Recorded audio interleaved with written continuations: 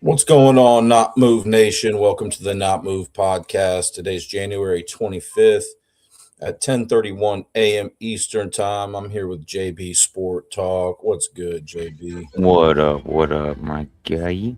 We have two games today in the NFL. First one kicks off at 3 p.m. Eastern Time. New England Patriots at Denver Broncos.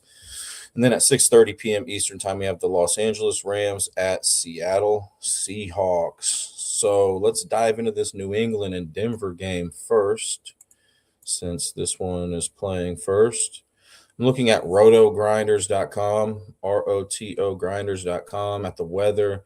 They're saying that it's cold there in Denver, but otherwise fine. Game Oh time yeah, it's beautiful. Game time temperatures between the will be in the 20s. Winds are light and no precipitation is expected. All right, and then just for that Rams and Seattle game, they're just saying that there are mild temperatures, light winds, likely no rain, no issues in that game. And then let's look at the any notable injuries on the offensive side of the ball here for Denver. Obviously, their quarterback Bo Nix is out of this game with an ankle issue. Troy Franklin, wide receiver for the Broncos, is questionable to play in this game with a hamstring issue. So usually when players are questionable, there's about a 50-50 chance they play. Other than that, that looks Mac Hollins as well, wide receiver for the New England Patriots, is questionable to play with an abdominal issue. They activated him, the Patriots did, yesterday from the IR, but he's still listed as questionable. Typically, when players are activated from the IR, there's a good chance that he's going to play in this one. But yeah, once again, he is questionable. And then J.K. Dobbins, I heard that there was maybe I heard some chatter that maybe he was going to play in this game, but he will not play in this game for the Broncos today. He's that running back for the Broncos. He's been out for quite some time now. But yeah, so Denver leads the all-time series 31-24 against New England. Um, so if New England were to win today against Denver, they would pick up their 25th all-time victory against Denver on the 25th. Yes, today's the 25th. The home team has also lost the past four meetings between these teams. So Denver's at home today. Not a good trend there for Denver. Let's see what else here. New England, last that I checked, they were favored by about 3.5. Let me double check what they are now. Yeah, New England minus 3.5. So they're favored in this game. And they have the best record against the spread in the NFL this season. They're 13-5-1 against the spread. The Broncos were 8-9-1 against the spread this season. So the Broncos had a losing record against the spread. But the Broncos are 2-0 against the spread as a home underdog this season, whereas New England is 3-1 against the spread as a road favorite. So obviously, Stidham is projected to start here today for Denver. JB, what do you think, man, that he's got to do in this one? Are you thinking just go out there, take care of the ball, and manage the game, or do you think he's going to have to, you know, pick up some a good amount of passing yards in this one, or rush a little bit? What are you expecting from Stidham, and what do you think he needs to do? I mean, Stidham for sure needs to take care of the ball, but first and foremost, I think it just needs to establish the run and get comfortable.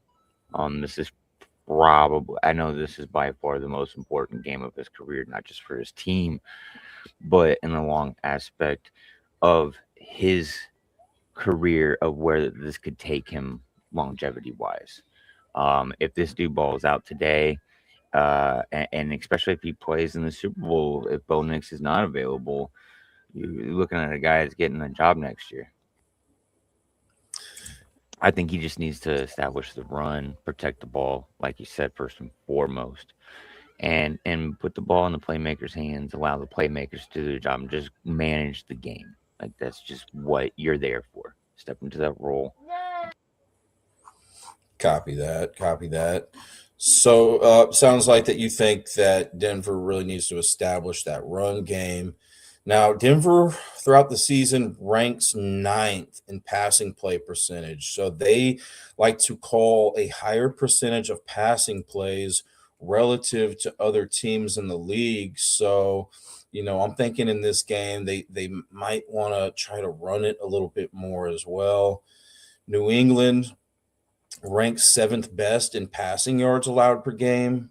And then rushing yards allowed per game, they rank fifth. So, relative to other teams in the league, New England is better at defending against that run. But, RJ Harvey, last that I checked, his over under was 41 and a half rushing yards. New England allowed the fifth fewest rushing yards to running backs this season. But Harvey has gone over that line in 7 out of 18 games this season. If we took it to 30 plus, looking at half of his games this season, and then 20 plus rushing yards in 11 out of 18 games this season. If you can even get it to 10, guys, you're looking at 12 out of 18 games. He's never played against New England. He's a rookie. Do you think Harvey goes over that rushing line? And do you think he has to in order for Denver to win today? 41 and a half rushing yards for Harvey, JB. Yeah, I think Harvey's got to go over that. That is the only way that I see them. They like I said, they gotta have a good game. Harvey, I think he needs to just have an all-around game. I mean, you got to get him involved in the run. Um, New England, I believe, is pretty susceptible to pass catching, receiving running backs. Yeah, man. Yeah, That's absolutely. another thing that you know what I mean? Like if you get him involved all around in all around scrimmage yards. Now, I know that J.K. Dobbins isn't coming back, and that is actually a blow because I was talking to Southgate, and one of his one of the ideas that we had or he had and it was really good. I liked it. Was putting Dobbins in the backfield and then throwing Harvey out at like slot. That'd have been perfect. So he does it. He lines up there. He catches the ball. He's a thinner running back, and yeah, I thought that'd have been cool. That'd have been good a look for them, but obviously that's not going to happen. So I'm glad you mentioned that pass catching ability. When I was looking at New England's biggest vulnerability when they are on defense relative to other teams in the league, they are bad at defending against running backs catching the ball. So, receptions specifically. They are also vulnerable to those running back receiving yards. Let's talk about it. First, let's talk about the receiving yards. New England ranks 16th worst. So, right about the middle of the pack in the NFL in receiving yards allowed to running backs. Harvey's gone over the 22 and a half receiving yard line in 7 out of 18 games this season. He's had 20 plus receiving yards in half of his games this season, 10 plus in 12 out of 18 games this season. And then the receptions, he's hit that at the same rate, over under 3.5 receptions. He's hit that line in 7 out of 18 games this season. If we even took that to 3, we're looking at 11 out of 18, 2 plus receptions, 12 out of 18. If you can get it down to 1, he's hit that in 17 out of 18 games this season. Yeah, once again, he's never played against New England, but yeah, I think that's a good look, man. Harvey over the 3.5 receptions is probably my favorite Harvey prop. And then it'll go to the receiving yards and then the rushing yards. But Denver also has McLaughlin there in the backfield. His over under is 26 and a half rushing yards. He's only gone over that in 3 out of 9 games this season. But if we took that to 20 plus, we're looking at 6 out of 9 games this season, and then 10 plus rushing yards in 7 out of 9 games this season. That's also another option there. McLaughlin. And then let's see who else. Stidham, last that I checked, his over under on rushing yards was 16 and a half. New England was slightly above average in limiting rushing yards allowed to quarterbacks this season. Do you think Stidham, you seem like you know a little bit more about him than I do, JB. And I was watching some highlights of him, and it looks like he does have some wheels. Do you think he gets over the 16 and a half rushing yards today? I mean, it's tough to really judge about a quarterback that is backup, but and then I did see I don't know if you're busy right now, JB, or not, but Marvin Mims over under 1.5 rushing yards. What I did see is that New England has allowed the most rushing yards by wide receivers this season. So maybe they do hand it off to Mims today. If you guys, I'm not going to dive into that prop a whole lot, but if you guys do like Marvin Mims over the 1.5 rushing yards, he's the wide receiver for the Broncos, and New England has allowed the most rushing yards to wide receivers this season. Now let's talk about the passing attack here for Denver. New England was really good at defending against wide receivers, receiving yards, and receptions this season. Once again, with a backup quarterback, it's kind of tough to gauge how these receivers are going to do today, even the tight end position, really the whole team. New England was more vulnerable to the tight end position, and we'll talk about that here in a minute. But Cortland Sutton, New England ranked 6th best in receiving yards allowed to wide receivers this season. Last that I checked, Sutton's over under was 46 and a half, which he's gone over that line in 12 out of 18 games this season, which is good. And then he has not gone over that line in his only career game against New England. He didn't have any receiving yards in that game, and he was only targeted once. So, with Sutton's receptions over under 4.5, he's gone over that half of his games this year. So he has a better success rate going over those receiving yards, the 6.5 receiving yards, rather than the 4.5 receptions. And then, Pat Bryant. So who do you think, JB, Stidham is going to target more? Do you think he's going to rely on guys like Sutton that are, the number one? Or is he going to be more comfortable going with guys like, Humphrey and Pat Bryant and, even Troutman? I think it's going to be the latter, like you said. I think it's going to be one of the backups because that's where he gets more of his reps at. You know what I mean? So he's going to feel more comfortable with the backups, my opinion. But one thing to also remember is to take into account Bo Nix and Stidham attended Auburn together.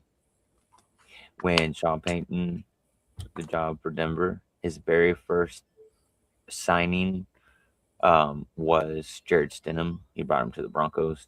He wanted that quarterback. He handpicked him. So in my belief, he wouldn't even went out there and was like, "Yo, I got all the confidence in the world in Stidham." My belief that I do too in that fact, I think that if he wouldn't have landed Bo Nix, I think Stidham would have ended up being his guy to groom. You know what I mean? Give him a couple years. I think he could have been good. So I think though, so there is that taking effect that he can have a pretty good tenure with Sutton. But like I said, I would look more so at him, targeting the second, third string guys. You know what I mean? More. Yeah, for sure. I expect them, but here's the other thing: is Denver has had the number 2 or number 3 best pass blocking offensive line in the NFL, or does right now. So, with that being said, they're able to keep Stidham upright and clean in the pocket. I think he just needs to get those over the middles. You had brought up about them attacking or being uh, able to attack maybe at the tight end level, and I would agree with you, but I just don't. With Denver, I kind of would shy away with that because Ingram just he's got bricks for hands, man. They haven't really been able to utilize it. It's kind of like a dud this year. But I would be looking at like a Jordan Humphreys, right, guys? Um, he's been kind of all over the place. I think he got a tutty last week. I think those guys. I'm gonna say it again. Those guys are gonna be your players this week as well. I think. Yeah, I'm looking at these box scores for the preseason this year for the Broncos, right? And Stidham was actually pretty good. One of these games, I know it's the preseason, but one of these games, he was 14 for 15 through the air, two passing touchdowns. He was sacked a couple of times. And then the other game, 16 for 23, 240 passing yards, two touchdowns, wasn't sacked at all. So in one of these games, yeah, Pat Bryant was the leading receiver there for Denver, followed up with Franklin. Pat Uh, Bryant is back this week as well. I'm pretty sure. uh-huh. And I think Troy Franklin. They're both active. Last I I've checked, heard. Franklin is still questionable to play in this one. Really, that's Yeah. weird because it was thought that Pat Bryant had the more severe concussion. I thought. Yeah, and I'm seeing here on the FanDuel Daily Fantasy app that Bryant does not have an injury designation for this game today. Okay. But and then there was Sherfield, Pat Bryant in this other game that Stidham played in.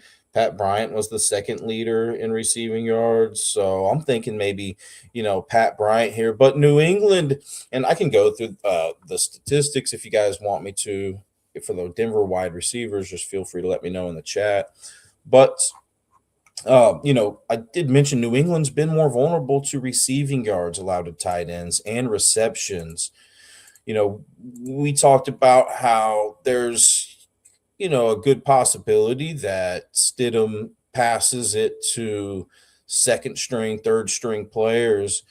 And I like the fact that Troutman, the tight end for Denver, has gone over his 5.5 receiving yard line in 9 out of 12 games this season. If we took that to 5+, we're looking at 10 out of 12 games, 10+, 8 out of 12 games this season. Although he has never gone over that line in 2 career games against New England, he only received 1 target in each one of those games. But I think that's a pretty decent look there. And then Troutman's over-under on receptions was 0.5. It was heavily juiced, but he has had a nice success rate going over that. 11 out of 12 games this season, Troutman has had at least one reception. Even if it goes to 1.5, he's had 2+ receptions in 7 out of 12 games this season. And then once again, he only received 1 target in each one of those games against New England. He's played 2 career games against them. But, let's talk about this New England side of the ball a little bit more here. Offensively, they were really good at passing this season. They ranked 4th in passing. New England's pretty efficient. They, excuse me, they ranked 26th in passing play percentage. So not very many teams call a higher percentage of rushing plays than New England, yet New England still ranks 4th in passing yards per game. Some may argue that may be because that they haven't played the toughest competition, and that's fair. But all in all, yeah, they are still efficient in that passing game. Denver ranks 9th in passing yards allowed per game this season, and Denver ranks 4th in rushing yards allowed per game. So relative to other teams in the league, Denver's been better at the run, much like New England, right? But New England does like to focus on that run a little bit more than other teams, like I was saying. Drake May We'll talk about his rushing stats here in just a second. Let's get into maybe Ramondre Stevenson and Travion Henderson. JB, Denver has allowed the second fewest rushing yards to running backs this season. Stevenson, last that I checked, his over under was 50 and a half rushing yards. He's gone over that line in 6 out of 16 games this season, but he has gone over that line in 3 straight games. If we took that to 40 plus, we're looking at 9 out of 16 games this season, 30 plus rushing yards in 11 out of 16 games this season. He's never played any games against Denver in his career, but he does have more yards per carry in games that his team loses rather than wins in all 5 career seasons that he's been in the NFL. So I do give Stevenson a better chance to go over that 50 and a half rushing yard total if New England loses this game. I think now is a good time for me to make my prediction on it. I like New England in this one, man. I've been kind of high on New England all season. And I do actually think Denver has a better chance to win this game without Bo Nix, believe it or not. I think that could sway the public betting percentages and the amount of money that's coming in. And so I would figure that a lot of people will be on New England today, not just money line, but also spread. And if Bo Nix were in this game, I feel like it would probably be the same thing. I'm not sure how the percentages would be. I think it would be really close though. But I would feel even more comfortable with New England in that spot if Bo Nix were playing, believe it or not. But I think Denver's kind of they got a sleepy chance to win this game today. But I still I still think that the public dislikes New England so much. I think the whole world is kind of wanting Denver to win this game. So I'm still expecting New England to come out on top in this one. JB, what are you thinking about this game? Who do you think wins? And does Stevenson go over this 50 and a half rushing yard line? So I don't man.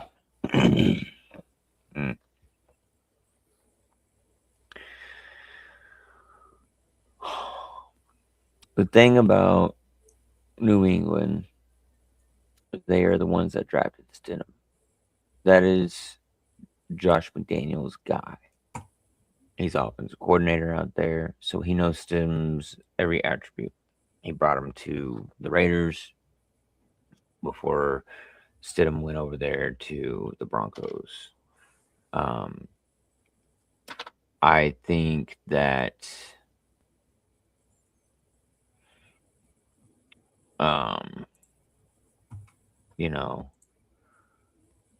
there is a chance, and the NFL is really about stories, right? It's a storyline type of league. What would be a better story than the Broncos winning overtime? Second play from the last of the game, breaks his ankle, season's over. Wait a minute, maybe it's not. If they stay alive, he might be able to play. They come to find out it's not really as bad of a broken ankle as they thought.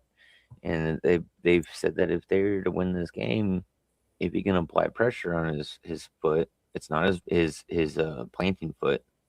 So as long as he can apply pressure on it, he's able to play in the Super Bowl.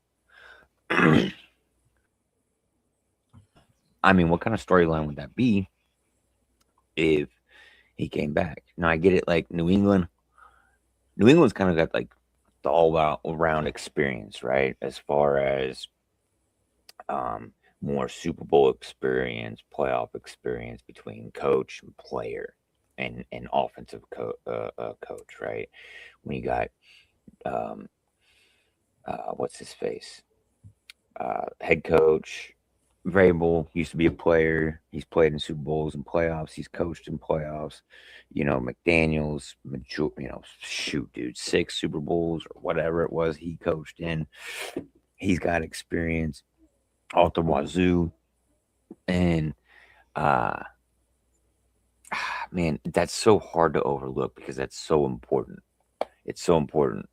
But I think Denver's got a big advantage with the confidence that this team has. My only fear is can Denver get started early or keep it close, right? Because Yeah. that's the only way that Denver's going to be able to be in the game. They are a fourth quarter team. They're a second half team. They come from behind. That's what Denver does. That's with Bo Nix. Yeah. I I want Denver to win. It's crazy being a Chiefs fan. I want Denver to win. Um, to be honest with you, there's been a lot of teams to do this before. I mean, we look at the Bears, we look at the Broncos. I mean, they carried Peyton Manning to the Super Bowl. The defense did. You know, Yeah. you got. This is the Patriots also. It's not even a Pats hater. Look. The Patriots also struggle the most versus backup quarterbacks.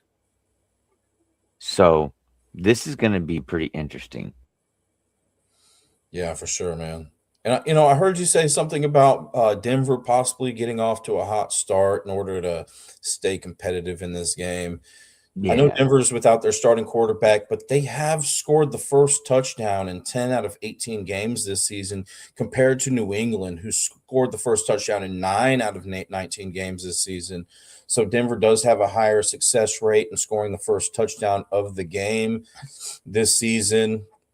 Now, and then I also just had to look at the close games that these teams have played in this season and against each other in the past, right? So Denver is 10-2 this season in games that are decided by 7 points or less, compared to New England, who's 7-3 this season in games decided by 7 points or less. But 4 out of the last 10 games between these teams were decided by 7 points or less. So more times than not, the margin of victory between these two teams when they've played each other in the last 10 games has the margin of victory has been 8 or greater.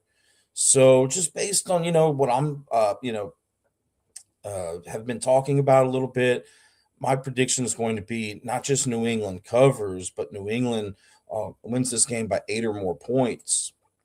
And if you guys are going with Denver today, I think I saw somebody in the chat saying they're rocking with Denver today. I'm rocking with Denver. Don't get me twisted. Sorry, I had to do something real quick. I'm rocking with Denver. Yeah, Um, yeah, and I that's cool. That's I respectable. I would not be surprised in the least bit to see Denver cover and or win this game. But that's just how I'm leaning with here. I'm feeling more comfortable about the second game on today. yes. That Seahawks versus Rams game, and we'll get into that. But that's just the way I'm leaning with right now is New England, not just covering, but winning by eight or more points in this one. Yeah, Kennedy. I know. Yeah, he's won a Super Bowl, and he's Sean Payton's a great coach. I thought he's going to do great things with Bo Nix, and he has. I think he's going to continue to do that. That's my biggest worry. I wasn't even so much worried about what's going on in the West with the Chargers as much as I was with the Broncos. So yeah, I agree. I'm not taking anything away from what he has done or doing or will do. But like I said, I got Denver in it because of the altitude, because of the weather. That's big factor. Like it's one thing to go in there and get adjusted and acclimated to the altitude, but it's a whole other thing to go and get adjusted to the weather. And I understand it's also cold in Boston and Foxborough, but this is different. You're dealing with altitude and negative temperatures, snow, all that. And in coaching, Sean Payton, I think his defense is just a little bit better than that Patriots offensive line. So going back to what I was talking about with the Ramondre Stevenson over under the 50.5 rushing yards, I'm going to have to lean towards the under on that one. for a couple of reasons. One, Denver's just defended against that running back rushing yard very well this season. Not just that, but Stevenson has only gone over that in 6 out of 16 games this season. And then, I expect New England to win this game. And once again, Ramondre Stevenson has had more yards per carry in his game in games that his team loses rather than wins in all 5 career seasons that he's been in the NFL. Mm. So I think I would rather be looking at Henderson and or Drake May for rushing yards. Let's look into it here. Travion Henderson, last that I checked, his over-under on rushing yards was 36.5. He's gone over that 9 out of 19 games this season. If we took that to 20-plus rushing yards, we're looking at 6 out of 19 games this season. And honestly, 36.5 rushing yards. He has the same success rate with 40-plus rushing yards this season. Still 9 out of 19 games this season. He's had 40-plus rushing yards. He's never played against Denver throughout his career, so it's tougher for me to gauge what players are going to do whenever I don't have any history. But I would lean more towards Henderson getting over those rushing yards than Stevenson. And then Drake May. Denver has been more vulnerable to quarterback rushing yards rather than running back rushing yards. Denver is about middle of the pack this season in rushing yards allowed to quarterbacks. Drake May has gone over the 30.5 rushing line in 7 out of 19 games this season.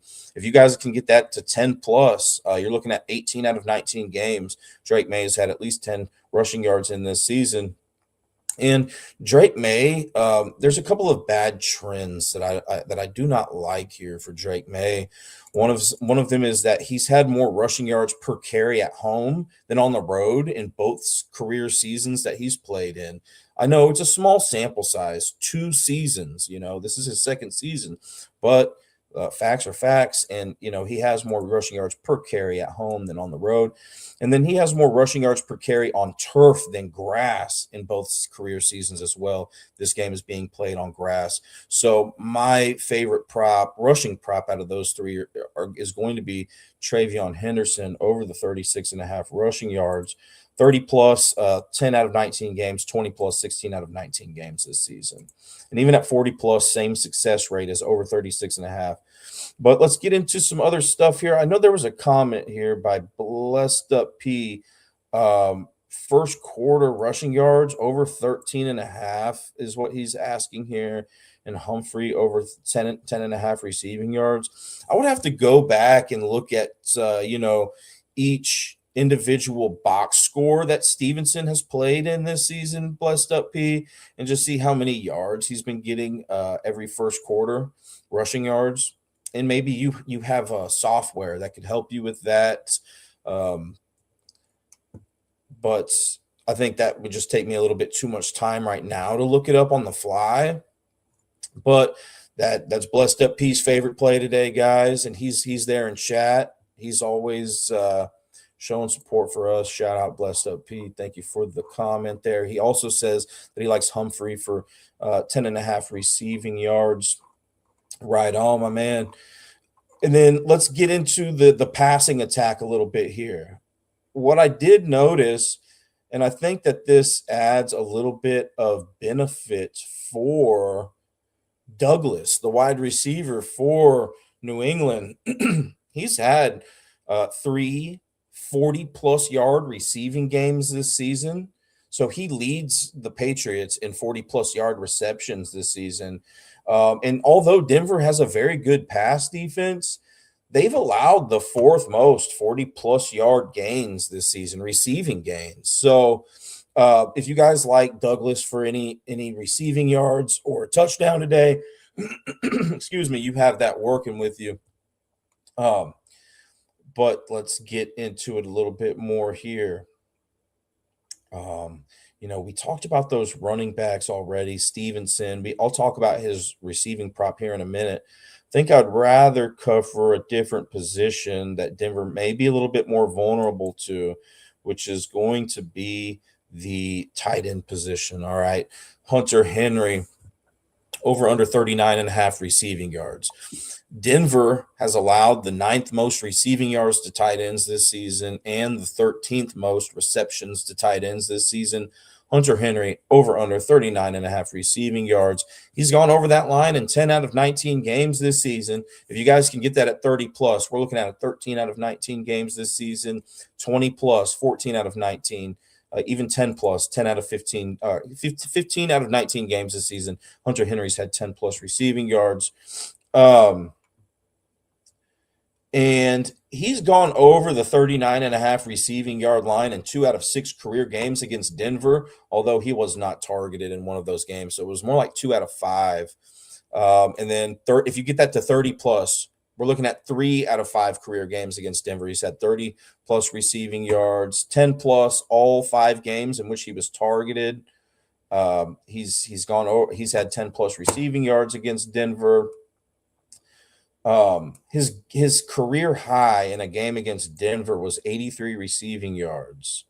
So you can just keep that in mind if you'd like to. And then he has also scored a touchdown in 1 out of the 5 games that he was targeted against Denver. He's scored a touchdown in 1 out of 5 career games against Denver. He's never faced them in the playoffs. What are you thinking about Hunter Henry today, JB? Do you think he gets 40 plus receiving yards? I'm going to have to lean towards him doing that.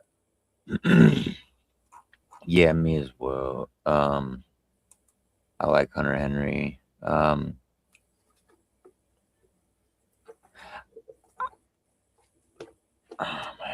Yeah, I like Hunter Henry today. For the 40 yards receiving. I even like him for a TD. Yeah, as well. I was thinking Henry TD too. We'll get into that here in a moment.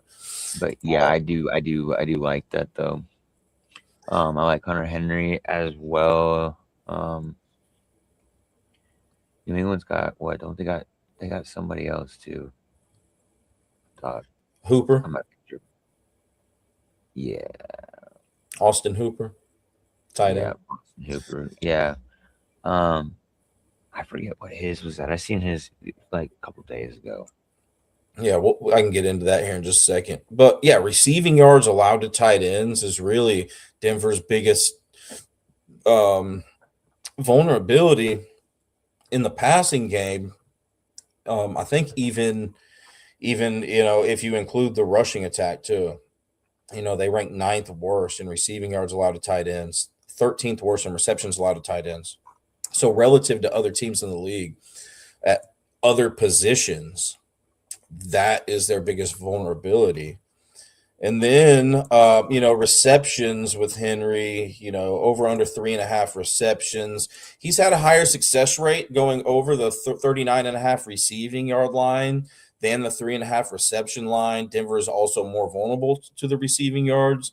So I would think I'm going to have to lean towards him, getting those receiving yards more than the receptions, although I could see him doing both. But if we took that to 3 plus receptions, we're looking at 12 out of 19 games this season, 2 plus receptions, 14 out of 19 games this season. And if you can get that to 1 reception, he's got that at least 1 reception in all games this season. He's had 4 plus receptions in 3 out of 6 career games against Denver, although he wasn't targeted in one of those games. 2 plus receptions in every game that he was targeted against Denver throughout his career. All 5 games, he's had at least 2 receptions. His career high in receptions against Denver was 6. I can see him getting both, but I'm going to have to lean more towards those receiving yards. Austin Hooper, you were just talking about him, over under 11.5 receiving yards is what I saw for him last that I checked, which was yesterday. He's gone over that line in 8 out of 15 games this season. If we even took that to 10 plus, guys, if we took that from 11.5 to 10 plus receiving yards for Austin Hooper, we're looking at 11 out of 15 games this season instead of 8 out of 15. Excuse me. And then he's gone over the 11.5 receiving yard line in all 5 career games that he's played against Denver. His minimum was 14 against Denver, and his maximum was 42. And then the receptions, he has a better success rate going over the 11.5 receiving yards this season than the 1.5 receptions. But he's gone over the reception line in 7 out of 15 games this season. If you guys can take that to 1+ reception for Austin Hooper, he's had that in 13 out of 15 games this season, and he's had at least one reception in all 5 career games against Denver. So I feel like I feel like Hooper can get there. I do like his receiving yard line more than the reception line. I think taking it down to 10+ receiving yards and 1+ reception would be the way to go. But let's look into some other stuff here. Denver's next vulnerability in the passing attack. They've been really good at defending against receiving yards allowed to running backs and receptions allowed to running backs, and we can talk about that.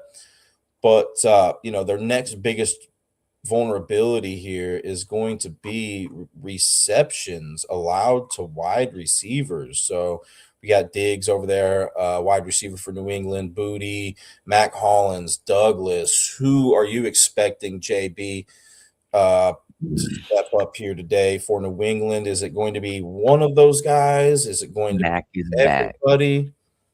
The Mac is back, baby. Mac and cheese, Kraft macaroni. Yeah, I'm a big Mac Hollins fan. Always been. They got a lot of weapons over there, man. Kind of tough to decide like who's gonna go off or not, Right. I mean, obvious, dude. So Diggs probably gonna be blocked, wrapped up with what's his face, right? So then you're gonna have what? Their number 2 is probably gonna be bracketed or done. I like booty and Mac Hollins today. Right on. Yeah, I'll talk about the receptions first and foremost for these wide receivers. Let's see, we got a comment in the chat here from Adrian Kennedy, 1759. Broncos will pressure May a lot, get him confused a little bit. Yeah, absolutely, man. And I haven't really touched on like the general advantages or disadvantages for both of these teams, and I can talk about that real quick. But yeah, Denver, big sacks on the quarterback advantage on both sides of the ball. You mentioned this at the start, JB. Denver has protected their quarterback very well this season.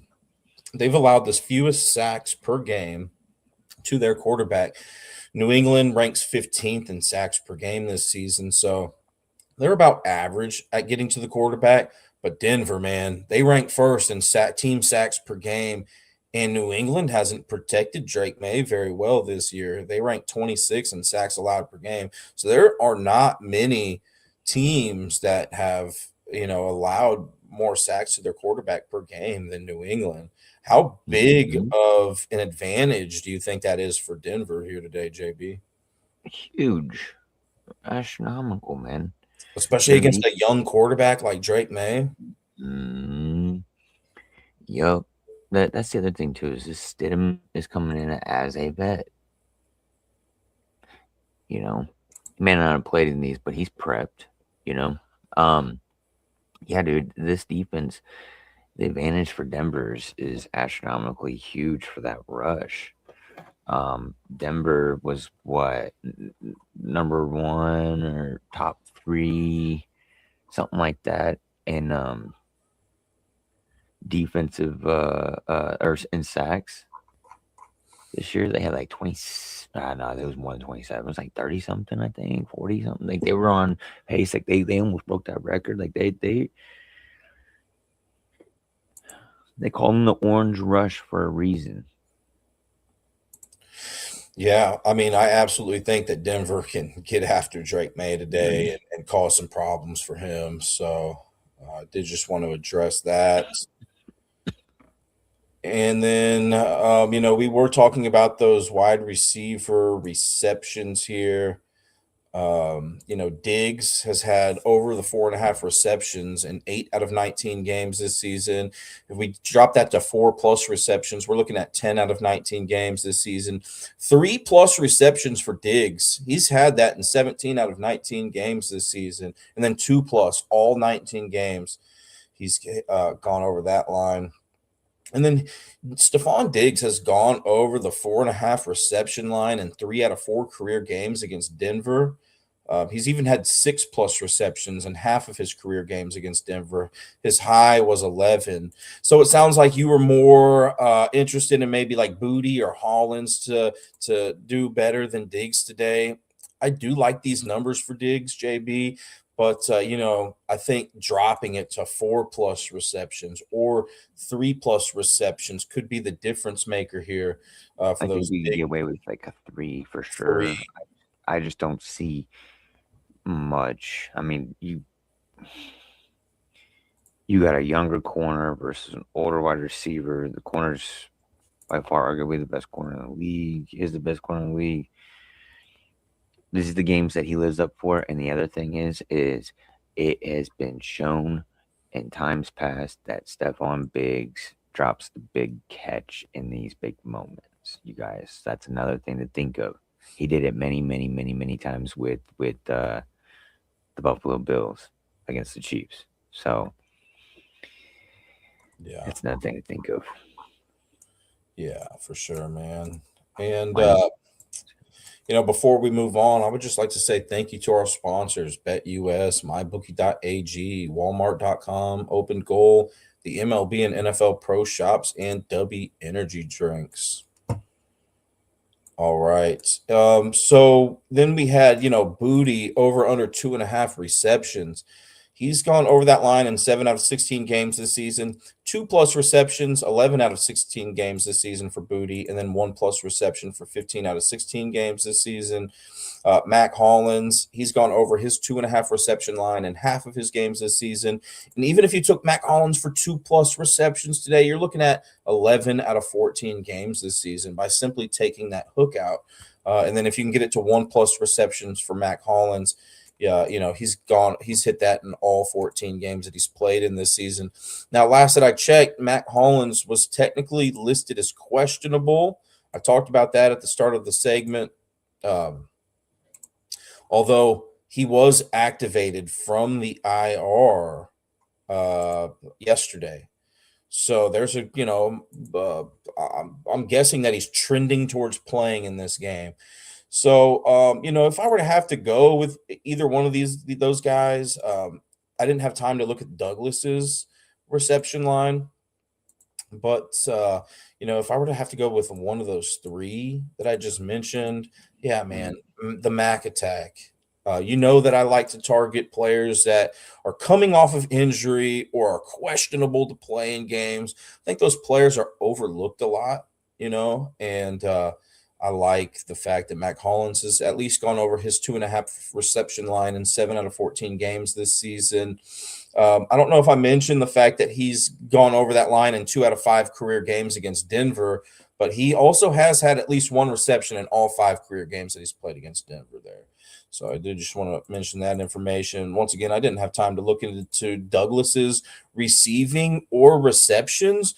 But look, if you guys like Douglas for receiving yards today, I already mentioned that he leads this Patriots team in 40+ yard receiving gains this season. And Denver has allowed the 4th most 40+ yard receiving gains this season. So I think that's a viable option there. And then, the running back, I didn't touch on Stevenson's over under on receiving yards or receptions. Denver's been really good defending against that this season. They rank 2nd best in receiving yards allowed to running backs. They rank 1st in receptions allowed to running backs. Now, Stevenson has gone over his 20.5 receiving line in half of his games this season. If we took it to 10+, we're looking at 12 out of 16 games. He's never played against Denver, okay? And then the reception line, 2.5 receptions. He's gone over in 7 out of 16 games this season. So Stevenson has a better success rate of going over the 20.5 receiving yards rather than the 2.5 receptions this season. And Denver is more vulnerable to the receiving yards than the receptions relative to other teams in the league. If you got Stevenson for 1+ reception, and we're looking at 15 out of 16 games, he's hit that this season. So really, like, the last prop that I want to talk about here is going to be the Drake May passing yards. Last that I checked, JB, Drake May passing yards 223.5, right? He's gone over that line in 14 out of 19 games this season. So nice success right there. 200+ passing yards for May, 16 out of 19 games. 175+, 18 out of 19 games this season. Even if you took him up to 250+, 13 out of 19 games this season, he's had that. Do you think Drake May has 225+ passing yards today, JB? Yeah. Yeah, I think he does. Yeah, I think he does too. I think that's pretty easy to in the league anymore. You know? And he's been really consistent with that this year. Yeah. And this is the playoffs, man. This is, you got win or go home, one last game. It ain't about who's been better all season. It's about who's better this one last time. Mac Hollins' longest reception, says Blessed Up P. Here's a little concern that I have about. Mac Hollins. Okay, yeah, I can get behind that. If he's good at picking up those 40+ yard receiving gains, Blessed Up P, which I haven't had time to look at that, but I know Douglas is, and once again, Denver has been vulnerable to those 40+ yard receiving gains allowed. So. And then just so you guys have an idea of who else is decent here for New England at 40+ yard receiving gains. We had Kyle Williams, wide receiver for New England, have one 40+ yard receiving game this season. And then Ramondre Stevenson, running back for New England, has had one 40+ yard receiving game this season. So if you guys like Kyle Williams and or Stevenson for any receiving yard props, I think that gives you an added benefit. And same with anytime touchdown, right? Because there could be a long touchdown in this game, and that's what we'll dive into next year is the anytime touchdowns. Thank you guys for joining today out there in the audience. If you could hit that subscribe button, we would appreciate it. But thanks for hanging out with us. All right, so anytime touchdowns. I have in my notes here. Let's talk about New England first, JB. I have in my notes here, attack in this order against Denver. Running backs receiving touchdowns.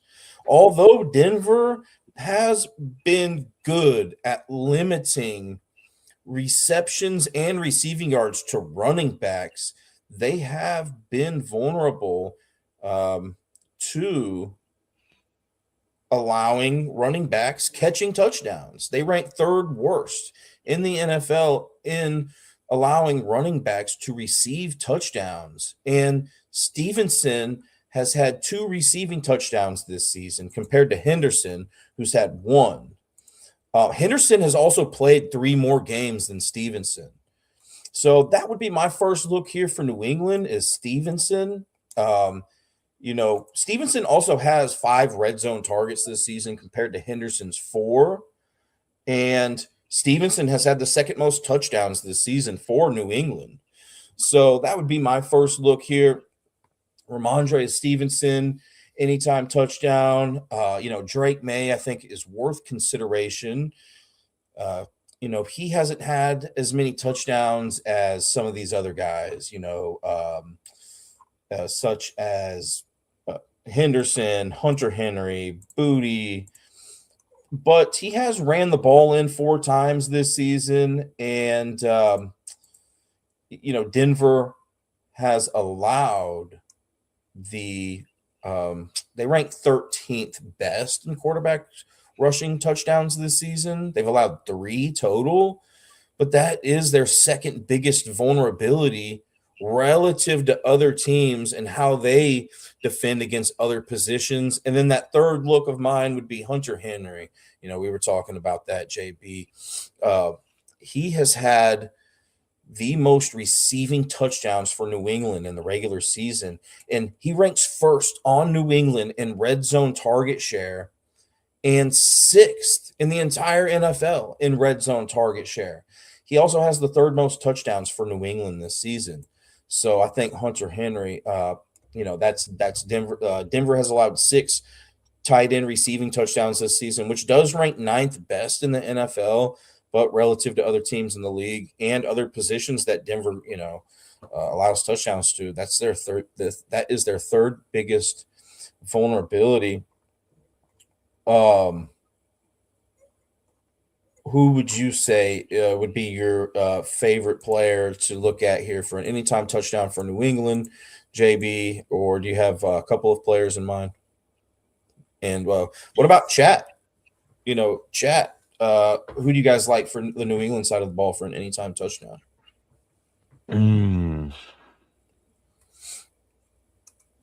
I like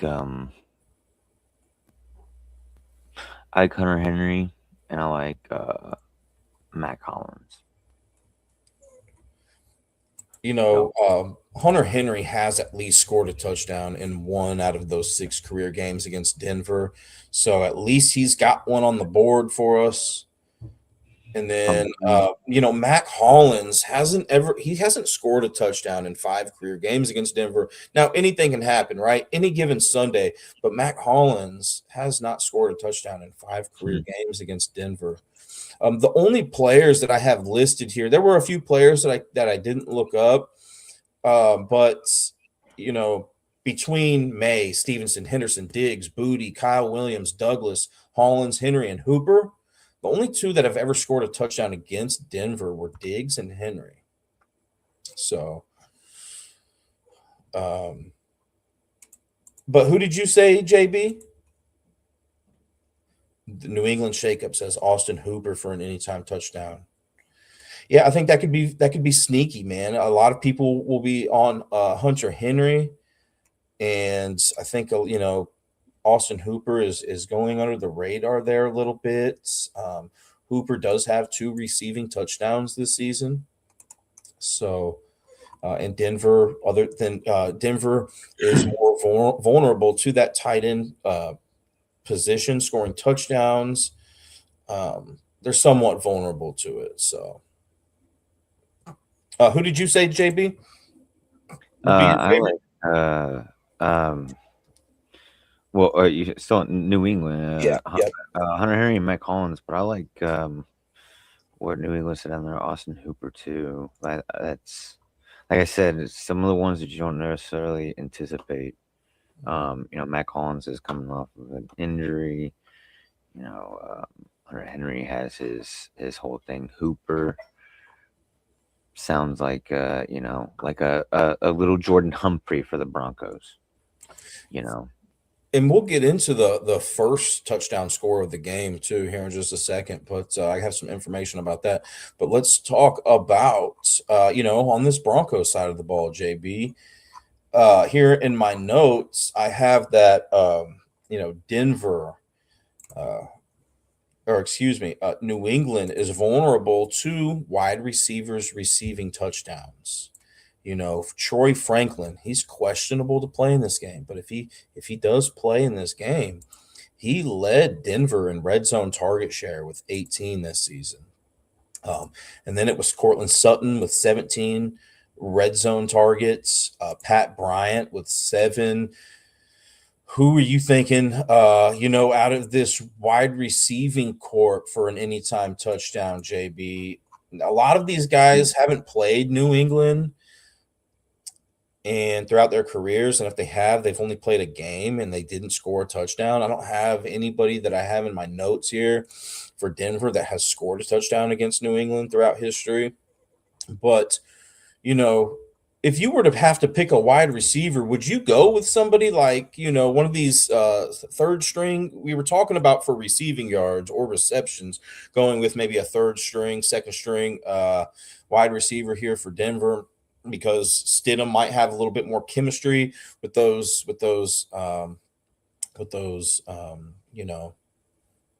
more of role players. Who would you say has the better opportunity here out of the Denver wide receiving I core? like little Jordan Humphrey for sure. Jordan. I think Jordan that's Humphrey. their. Yeah, I like that for the Broncos. Let's see. And I have to dive into this preseason box score a little bit just to see, who scored, if he threw to any wide receiver touchdowns. I mean, it looks like Franklin had 2 touchdowns. Yeah, it looks like he hit Franklin for 2 touchdown passes in one of the preseason games this season. So it looks like he's comfortable with Franklin. And you already know that if a player's questionable and they end up playing, I typically like that player more. And I think that would be the first look for me if he ends up playing. If not, maybe Pat Bryant. Yeah, I like little Jordan Humphrey in that aspect just because he's lower on the depth chart. He's been around. He caught one last week. So I think I like him as well as I like Pat Bryant. You seen last week before he got injured, they were trying to utilize him from the very start. They were going to him, so I think that Pat Bryant's a safe deal right there as well. Like you said, Troy Franklin, I would pick Troy Franklin, but we don't know. And the reason why I'm mentioning these Broncos wide receivers first is because that's where New England was most vulnerable this season. They ranked 7th worst in wide receivers receiving touchdowns this season. Compared to other teams in the league and compared to other positions, that was their biggest vulnerability.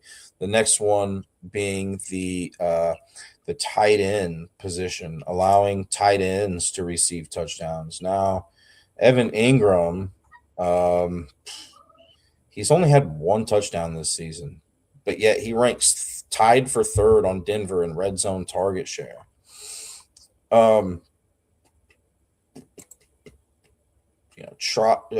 Troutman is another option here. He could be a sleepier player. I mean, I like Troutman as well. Who else is on there? Nate Adkins. I think he's somebody that I got to mention. He's the 3rd string tight end here for Denver. If I were to choose one of them, I mean, it's tough for me to choose, right? I would probably go with the more sleepier player. For one, less people would be on it. For two, I mean, there were some players for Denver last week that scored touchdowns, and I was just like, really? This player scoring a touchdown? And this is a big game. A lot of eyes are going to be on this game. I think a lot of people will be on, the big-time names to score touchdowns, Stephon Diggs and that's what I'm saying. They like one of those like big names. I think will get a tutty. Maybe 2. Just because of odds. But like how it does in regular season, where you can pick all big names, that's out the window. Like you gotta go and look outside the box. Yeah, that's why I say like for Denver, little Jordan Humphrey, he's been one of them guys. Booty, he's been one of them guys. I don't know, man. I will say, RJ Harvey would be my 3rd look here. He ranked 3rd in Denver in red zone target share and leads Denver in touchdowns this season. That's New England's 3rd biggest vulnerability. Now, they've only allowed 2 receiving touchdowns to running backs this season, but Harvey is definitely capable of receiving touchdowns. He's had 5 receiving touchdowns this season. So I think that's definitely an added benefit today if you guys like RJ Harvey for an anytime touchdown today. I do as well. I like RJ Harvey for anytime TD. Yeah, I got to go Franklin. and then if he doesn't play, then I suppose Sutton. But once again, man, these third, fourth string wide receivers for Denver are worth consideration for sure. But yeah, it would be Franklin. If he doesn't play, then I suppose I'd go Sutton. And then if he doesn't play, Harvey is the way I would be looking there. And then, I want to just talk about the first touchdown of the game, right? First touchdown scorer of the game. Denver has a higher success rate in scoring the first touchdown of the game this season. They've scored the first touchdown in 10 out of 18 of their games this season, compared to New England, 9 out of 19. So it looks like here, just on my notes, I'm just kind of, browsing my notes a little bit here, and Sutton has been the first touchdown scorer for his team in 5 out of 18 games this season. And in 2 of those games that he scored the first touchdown for his team was actually the first touchdown of the game. It seems like, some of these were Bo Nix, So he scored a first touchdown of the game in 2 games this season. If you guys were thinking about Franklin, he has not scored the first touchdown of the game in any games this season. Dobbins isn't playing. Adkins, we talked about him, the tight end there for Denver. Nate Adkins, he has scored the first touchdown of the game in week 6. And then Harvey scored the first touchdown in week 8, and that was the only week that he had a first touchdown score. And even McLaughlin has a first touchdown score. So, I mean, it doesn't seem like there's and even Bandy. I just got to mention Bandy. Denver defense has had one. So, I mean, statistically, Sutton looks like the most sense here. And then, the Patriots on their side of the ball, I already mentioned Douglas, the wide receiver for New England, has a, that 40-plus yard receiving gain advantage here today. And he has scored the first touchdown of the game in 3 out of 19 games this season. So, I more like time, Douglas as well. That's another guy out. he did it last week, I Yep. believe, against Houston, right? Yep. But even then, he had scored the most first touchdowns of the game for his team throughout the regular season, or throughout the entire year. So now he's has scored the first touchdown in 3 out of 19 games. He scored the first touchdown for his team in 4 out of 19 games this season. The only player for New England that has scored the first touchdown for their team more than Douglas is Hunter Henry. Hunter Henry has scored the first touchdown for the New England in 5 out of 19 games this season, but he's only scored the first touchdown of the game in 1 out of 19 games. So if I were to be going with like a Hunter Henry first touchdown, I think I'd have to, lean more towards him being the first touchdown scorer for his team rather than the game. I would feel more comfortable, with Douglas first touchdown scorer of the game, even though he did it last week. And I don't know if I can look real quick. Yeah, Douglas has not scored the first touchdown of the game in back-to-back games this season. So, anyways, so that's just kind of there. But yeah, Marcus Jones, I got to mention him. Punt returner for New England. He has scored the first touchdown of the game in 1 out of 19 games this season. In both of the times that he did score the first touchdown for New England was on a punt return. So, New England does have that punt return capability of taking one to the house. I didn't have time. Yep. I didn't necessarily have time to look up Denver's Denver does too with return Marvin defense, Mims.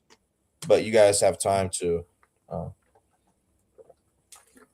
And let me see before we move on. I think there were some questions here.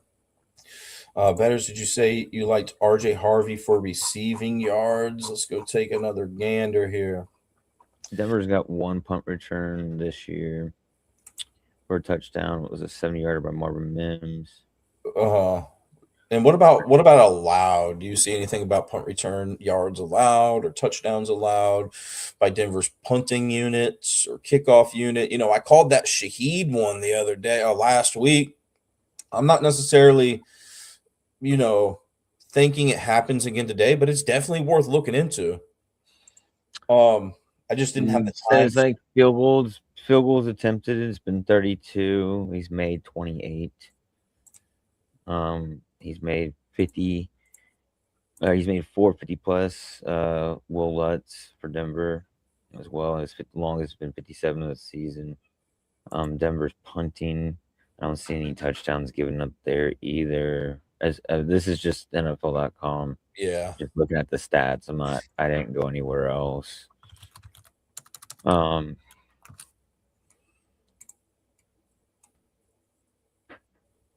Yeah, I'm kind of on the same thing here. It's got like passing, rushing, receiving, fumbles, tackles, interceptions, and stuff there at the top. Anyways, yeah, it goes down to like info or review stats streams, and you go season stats, Broncos, Patriots, Broncos. That's head-to-head matchup.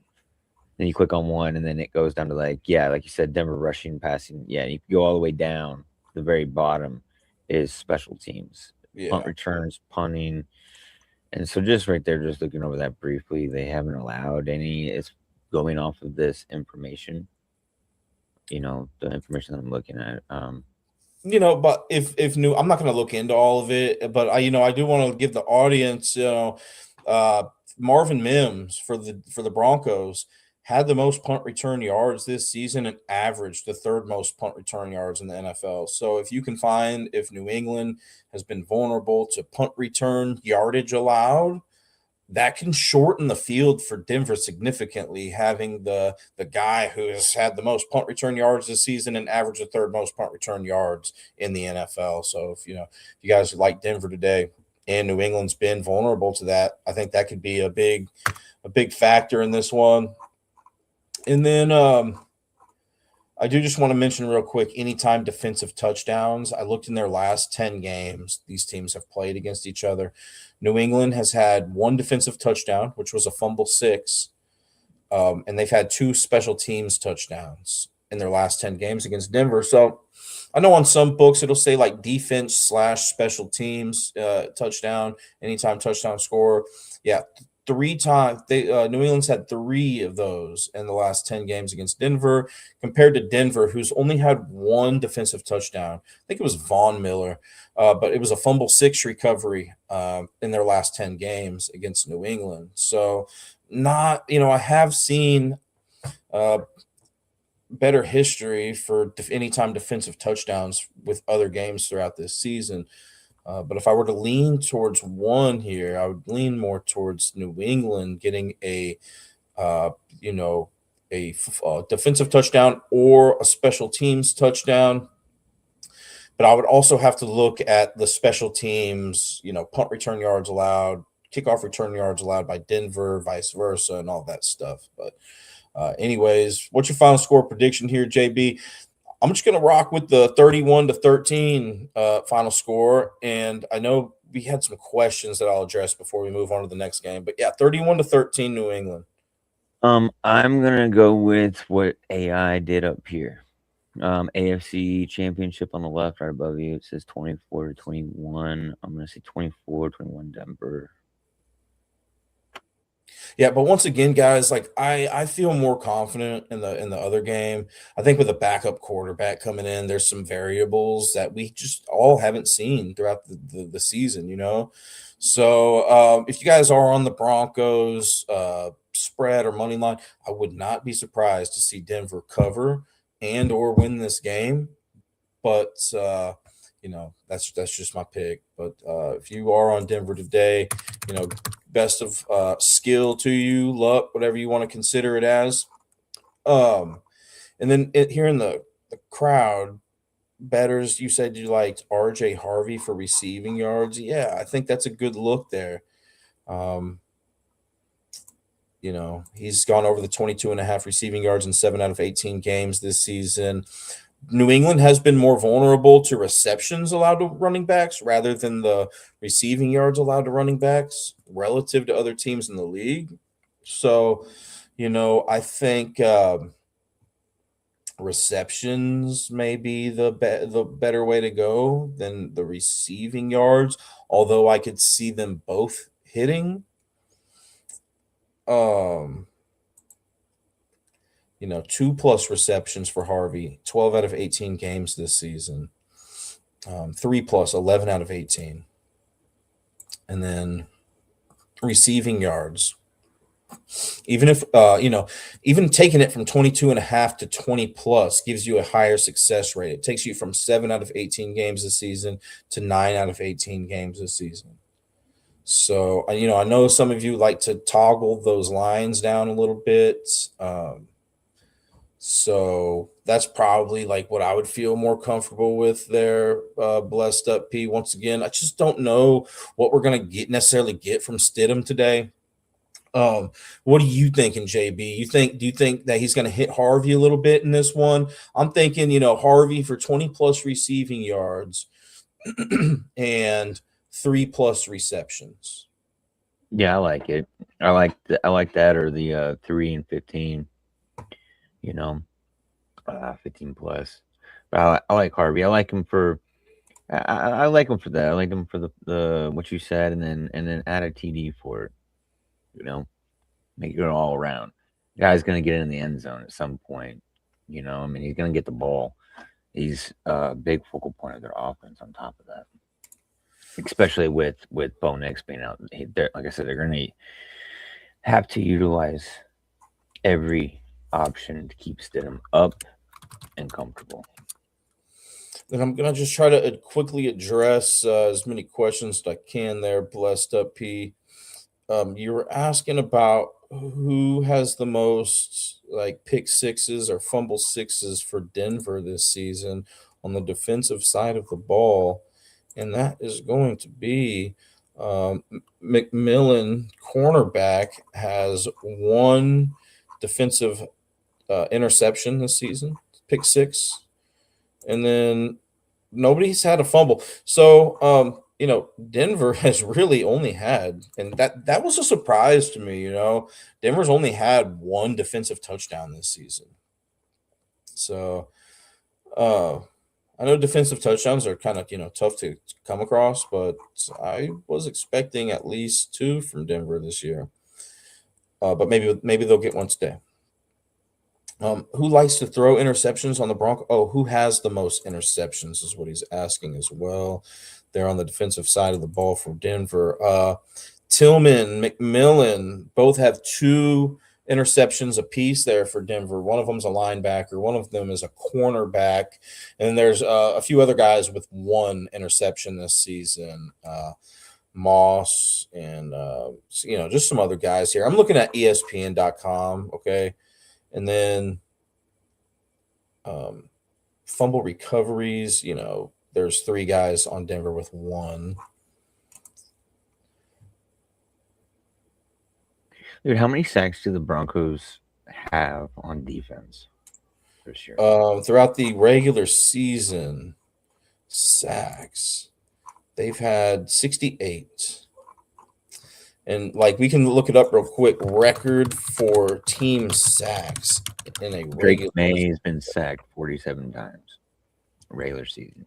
The Chicago Bears have the most. They have the record for team sacks in a regular season. 72 in 1984 is what I'm seeing here. So Denver was 4 sacks away from tying the all-time record.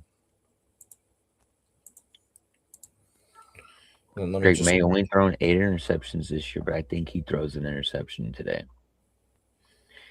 Anyways, sorry if I missed any questions there. I do my best to try to address all of your questions. But hopefully that helps, guys. So, let's move on to the next game here, JB. Unless you got anything else to say about that one. Nope. Cool. All right. Rams at Seahawks. The Seahawks lead the all-time series 29-28 against the Rams.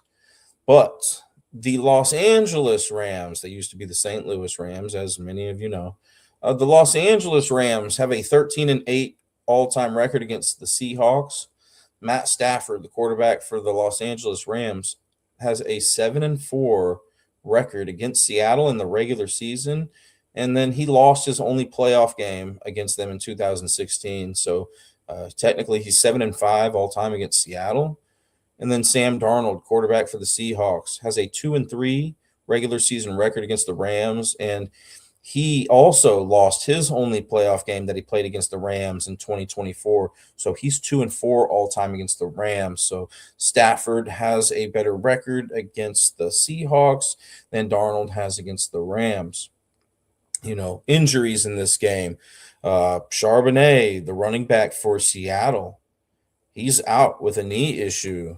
And, Seattle, I think if you guys want to know how Seattle plays without Charbonnet, week 3 will give you a good idea because that is the week that he missed. And that's a huge blow to the Seattle team because he leads this team in touchdowns. So, week 3, they played the Saints. So I think the only reason that I think they're kind of skewed. Reason why he leads his team in touchdowns.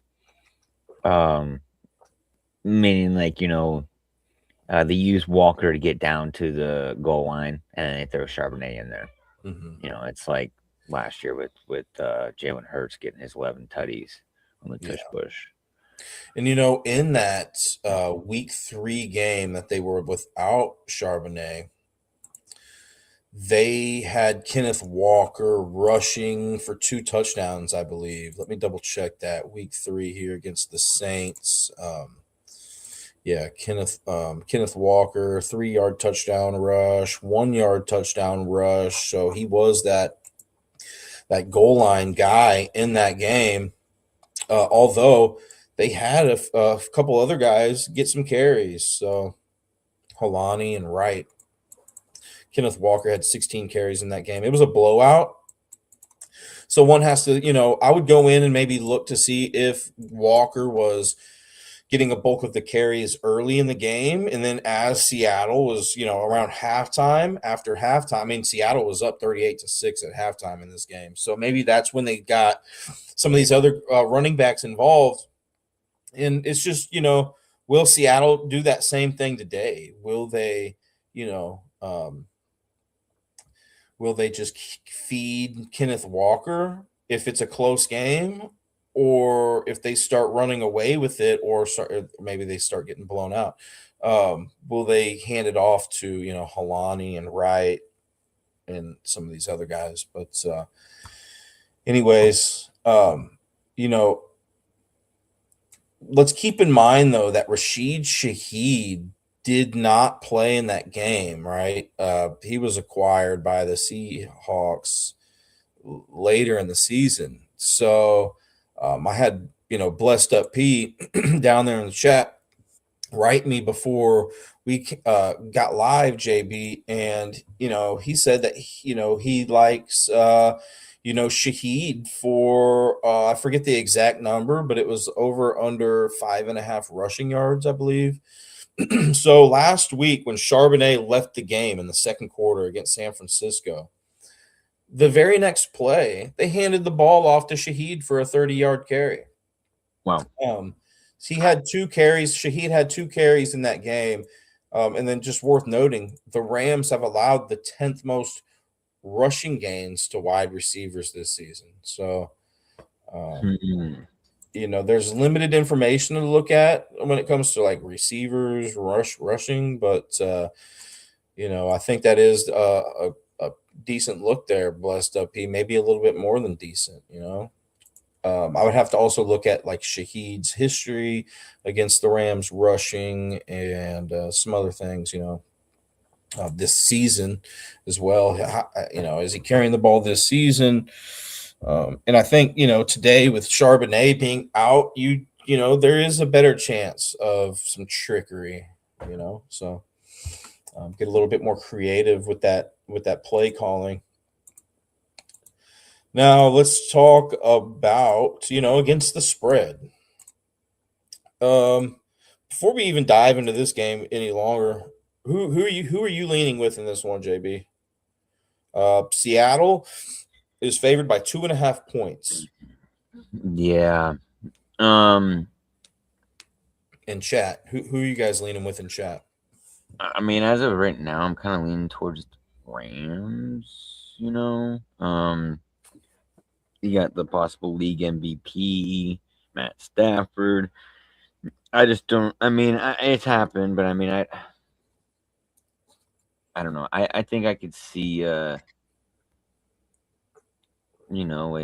Broncos Rams Super Bowl. Huh. Yeah, I like the Rams in this one as well. If I were playing the spread, I would probably take that up to plus 3.5. But I do think the Rams are going to win this game there on that money line. I do have the Rams winning this one, but let's talk about it a little bit more and give you guys a reason why I like the Rams here today. So the Rams have the most passing yards per game out of any team in the league this season. And they have an overall pretty balanced play calling style. They do call a few more passing plays relative to other teams in the league. They rank 13th in passing play percentage. Seattle ranks 8th in passing yards allowed per game. And then Seattle's rush defense, they rank second best in rushing yards allowed per game. So I think that, this is really an ideal matchup for the Rams because they do like to pass the ball more than other teams in the league with their play calling percentage. Not just that, but Seattle is more vulnerable to that pass than they are against the run relative to other teams in the league in regards to yards allowed per game. So let's talk about some of these receiving props for the Rams here. I'm just trying to see where, Seattle's been most vulnerable. Seattle's actually been really good at limiting wide receivers, receiving yards. We'll talk about that here in just a second. Really, it looks like Seattle's been really vulnerable to receiving yards allowed to receptions allowed to running backs. They've allowed the most receptions allowed to running backs this season. So Kyron Williams, over under 2.5 receptions. He's only gone over that line in 6 out of 19 games this season, but he has, gone over that line in his last 4 out of 5 games this season. And then he's had, if we took that down to 2+ receptions, I mean, this is pretty crazy here. I don't see this a whole lot where we get this much value out of toggling it down from 2.5 to 2+. He's had 2+ receptions in 13 out of 19 games this season. Compared to if you went over the 2.5 reception line, he's gone over that in 6 out of 19 games this season. So by taking that hook off, you're getting an extra 7 games where he's hit that line this season. And then if you can get that to 1+ reception, you're looking at 7 out of 19 games this season. Now, he's only hit the over 2.5 reception line in 1 out of 6 career games against Seattle, although he wasn't targeted in one of those games, nor did he have a rush attempt. So it's more like 1 out of 5 career games against Seattle. He has had 2+ receptions in the same amount of games that he has had 3+ receptions against Seattle throughout his career, which is, one game. He had exactly 3 receptions in the game that he did go over that line. And then if you got that at 1+, he's had that in 3 out of 6 career games against Seattle. Okay. So, I think the 2+ is looking pretty solid there. Obviously, if you're looking for more of like a building block, 1+, if you can get it at 1+. I like his history with 1+ receptions against Seattle more than um, the 3+ or 2+. But I do like the fact that he's hit 2+ receptions in 13 out of 19 games this season. And then the receiving yards, Seattle, they allowed the 6th most receiving yards to running backs this season. Kyron Williams, last that I checked, his over-under was 12.5 on receiving yards. He's hit that in 11 out of 19 games this season. And he's hit that in 5 straight games. Kyron Williams, he's hit 13+ receiving yards in 5 straight games. He's actually had 10+ receiving yards in 7 straight games. If you guys are into those, what are you doing for me now instead of what have you done for me in the past type of deal. And then, he's had 10. I mentioned he's had 10+ receiving yards in 7 straight games.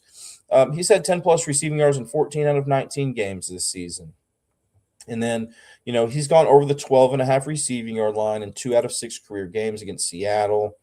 And then we'll get into that touchdown stuff here in a bit.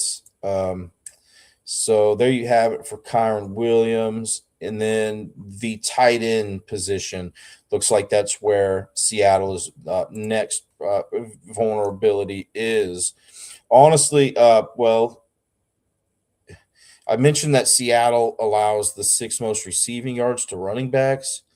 They allowed the 6th most receiving yards to tight ends as well, and the 5th most receptions to tight ends. So technically, Seattle is most vulnerable to receptions allowed to running backs, and then it's going to be receptions allowed to tight ends. So who are you thinking, JB, out of this tight end corp for the Rams? Because they have many guys, Parkinson, Higbee, Terrence Ferguson. Who are you thinking, if you had to pick one of these guys? Who are you naturally feeling like, JB? I like Parkinson. Yeah, I think you said that last week, and I think he did pretty decently. Yeah. Am I wrong?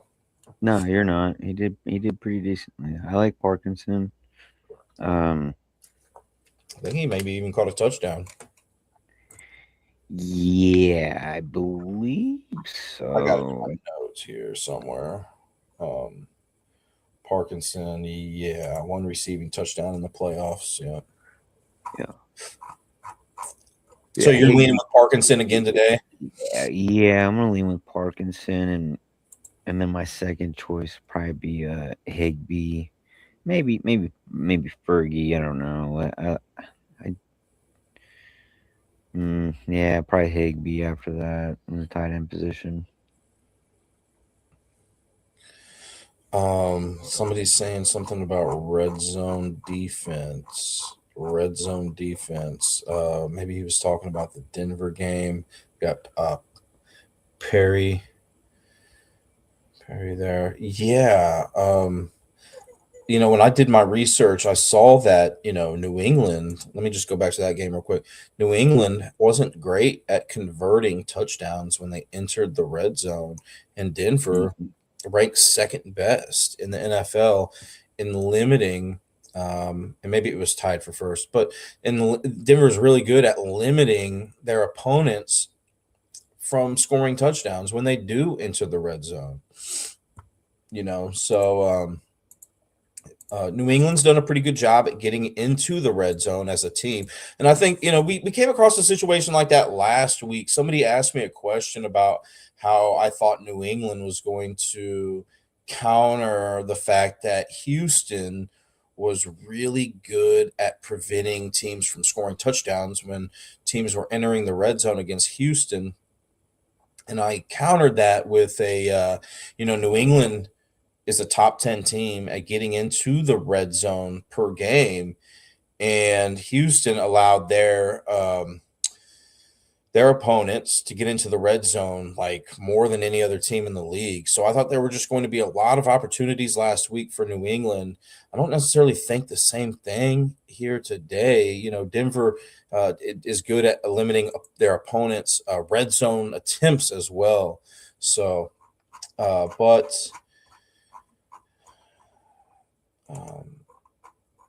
let's continue to talk about this tight end corp for the Rams. JB said that he'd be leaning towards Parkinson. I don't want to necessarily bore you guys with a lot of statistics unless you want that. So just feel free to let me know in the chat. But, Blessed Up P said that he likes Higbee receiving yards. And when I'm looking at the success rates for this season, that looks good. Blessed Up P. I see Higbee over under 15 and a half receiving yards. He's gone over that line in 9 out of 11 games this season. He's hit that in 5 straight games. And even if we took that to 10 plus, we're looking at 10 out of 11 games this season. He's played 18 career games against Seattle and has gone over the 15 and a half receiving yard line in 12. He said, bore away, please. He's gone over the 15 and a half receiving yard line in 12 out of 18 career games against Seattle. We're talking about the tight end Tyler Higbee here for the Rams. Now, he did not go over that line in the 2020 playoff game. He had 4 receiving yards in that game. But he also had a game where he wasn't targeted in those 18 games, right? So more like 12 out of 17 games, Blessed Up P. Higbee has gone over that 15 and a half receiving yard line against Seattle throughout his history. And then, we'll talk about anytime touchdowns here in just a minute. And then, receptions, I think, is another viable option here. Higbee, I'm looking at Parkinson, Higbee, and Terrence Ferguson's reception line success rate, and I'm seeing that Higbee has the best success rate with that as well. He's gone over the 1.5 reception line in 8 out of 11 games this season. If you want to take that hook off, you're looking at 10 out of 11 games this season. Higbee has had 1+ reception. He's gone over the 1.5 reception line in 12 out of 18 career games against Seattle as well.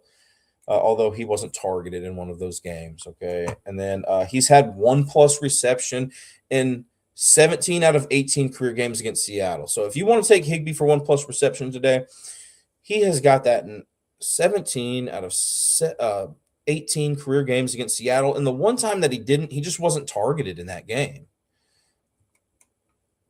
All right. But yeah, we got Ferguson and Parkinson, Parkinson. JB said that he liked Parkinson. I could see it. He's gone over the 25.5 receiving yard line in 10 out of 16 games this season, so more times than not. And he's gone over that in 4 straight games. Now, he just hasn't gone over that line in any career game against Seattle. He's played 4 career games against Seattle. Parkinson has. The most receiving yards he's had in a game against Seattle is 21. Okay, so let's just keep that in mind with Parkinson. If you're into those historical facts, there you have it. And then Parkinson has never gone over his reception line in any career game against Seattle either. There was a game where Parkinson wasn't targeted, so let's count it as 0 out of 3 games of going over that 25.5 receiving yard line. But same with the receptions. He's only gone over the 2.5 reception line. He hasn't gone over that in 3 career games against Seattle. He's had 2 receptions in a game, another game where he had 2 receptions, and then 1. So, yeah, right now I'm leaning more towards Higbee. And then, Terrence Ferguson, he has gone over his 14.5 receiving line in at least 1 out of 2 career games against Seattle, but he wasn't targeted in one of those games. So it was really like his only game against Seattle. He had 33 receiving yards, right? He had 33 receiving yards, and he had exactly 3 receptions in that game. We're talking about Terrence Ferguson, tight end for the Los Angeles Rams. So, all in all, I like Higbee's, the props that I listed for Higbee most out of those tight ends. And then it's going to be Ferguson, and then it's going to be Parkinson. But the fact that JB likes Parkinson makes me, consider Parkinson just as much as Ferguson, I would think, just because, JB called Parkinson last week, and, he did pretty good from my understanding. He at least caught a touchdown pass, right? And we'll get into those anytime touchdowns. But, JB, I think what everybody really wants to talk about or listen to is, maybe enough about the Kyron Williams receiving props and the tight end receiving props. What about these big names for the Los Angeles Rams? Nakua, Devontae Adams, JB. Who do you think has the biggest impact today out of those two for the Los Angeles Rams today? Man, that's tough. Obviously, everybody should. Puka, I think, is obviously. I don't know, what did Puka do last time that they played? He had a decent game, I think. Yeah, he had a career high in receiving yards, 225 receiving yards, which I don't know if I don't think I did a live stream about that, but I saw it coming, man. I saw that game coming. What is the weather gonna be like? Weather, I didn't see any weather concerns in this one, man. I see, according to rotogrinders.com that there are some mild temperatures, light winds, likely no rain, no issues is what they're saying here. I like Puka, obviously. I don't think anybody needs, but yeah, I think Puka is the guy for their wide receivers. I think Adams might get you like a 40 yards or something like that, maybe a TD, but I think he's pretty much dude. I think this might be his final run. Mhm. He hasn't got too much separation, and I don't know that. I've been kind of, I haven't been as pleased with Devontae this year, but it's playoffs though. Devontae can come out and shine in the playoffs, NFC Championship. These are his games. Man, but just Puka's just unstoppable, man. I think I like Puka over them all. It's just the money lines and stuff like that with them, and so I would like to pick like a different guy, like I said, a no-namer, or maybe not a no-namer, but somebody. I'm gonna go with Mumfield. Okay, yeah. And maybe a Tutu Atwell, to kind of get things, like I said, I think. Not Devontae, but Puka obviously, is a no-brainer. But like I said, it is the playoffs. Look for McDonald to really be focusing on those guys, just like I expect every other coach to do, is focus on the playmakers.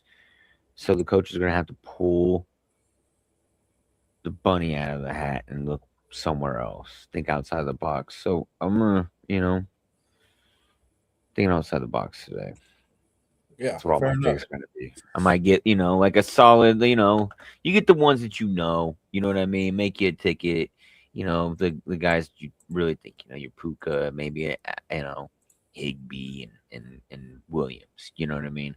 Yeah. But I've made those all playoffs, dude, and I have not hit them, man. Mm-hmm. It's been the no-namers that have been hitting. You might, like I said, put Puka in there, and then, make you something with some crazy shit, maybe even just a two, or, put a Mumfield in there or Atwell. Yeah. Yeah, for sure, man. There will be a lot of eyes on these games today, and I feel like the more eyes on a game typically is the more times that we see these players that are going under the radar have successful games. So, I don't know if I mentioned, but I'm going to mention it now. Seattle allowed the second fewest receiving yards to wide receivers this year, and the 8th fewest receptions allowed to wide receivers. Puka Nacua over under 94.5 receiving yards. He's gone over that in half of his games this season. If we took it to 90 plus, 10 out of 18 games this season. It's when we take it to 70 plus. Is when we see a big increase of success. He's had 70 plus receiving yards in 14 out of 18 games this season, 60 plus 15 out of 18. If you can get that to 50 plus 16 out of 18 games this season, heck, maybe you got it. Maybe the line has increased, or you're thinking about taking him for 100, 125, 150. He's had 100 plus receiving yards in 7 out of 18 games this season. 125 plus receiving yards in 5 out of 18 games, 150 plus 4 out of 18 games this season. He's gone over the 94.5 receiving yard line in 2 out of 5 career games against Seattle. But if we drop that to 70 plus, we're looking at 4 out of 5 career games against Seattle in which Nacua has had 70 plus receiving yards. And then I already mentioned that he had a career high in receiving yards at Seattle. This game's being played at Seattle again here today. At Seattle earlier this season, he had 12 receptions, 225 receiving yards. Here's what another thing that I'll say about Puka Nacua is that he has more yards per catch in games that his team wins rather than loses in all 3 seasons that he's played in the NFL. So if you like the Rams to win today, I do give Nacua a better chance of going over those receiving yards than not. And I said that last week. Nacua has more yards per catch in games that his team wins rather than loses in all 3 seasons. So if the Rams won last week, I liked Nacua to go. I'd give Nacua a better chance of going over those receiving yards if the Rams won, and they did. I can't remember if it was last week or the week before. I think it was last week though. But and then the receptions, he has the same success rate with the receptions this season. He's gone over the 7.5 receptions in half of his games this season. And if we take it to 7 plus, we're looking at 7 plus receptions. We're looking at 13 out of 18 games this season.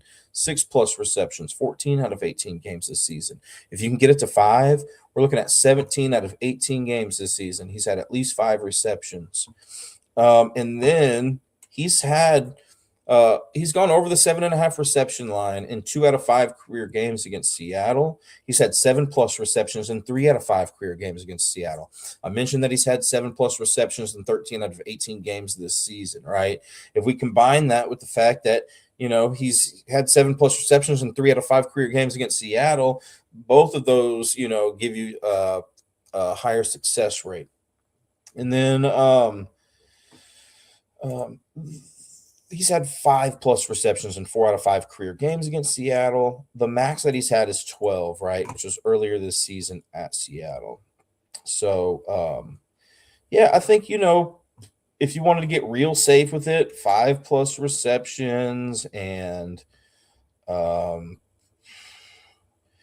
50 plus receiving yards. I still like the fact that he's had 70 plus receiving yards in 14 out of 18 games this season. And then 70 plus receiving yards in 4 out of 5 career games against Seattle. So I think 7's the lucky number here for Nacua. 70 plus receiving yards, 7 plus receptions. Although if you keep bumping that down, you do get a higher success rate. Just the payoff is not as good.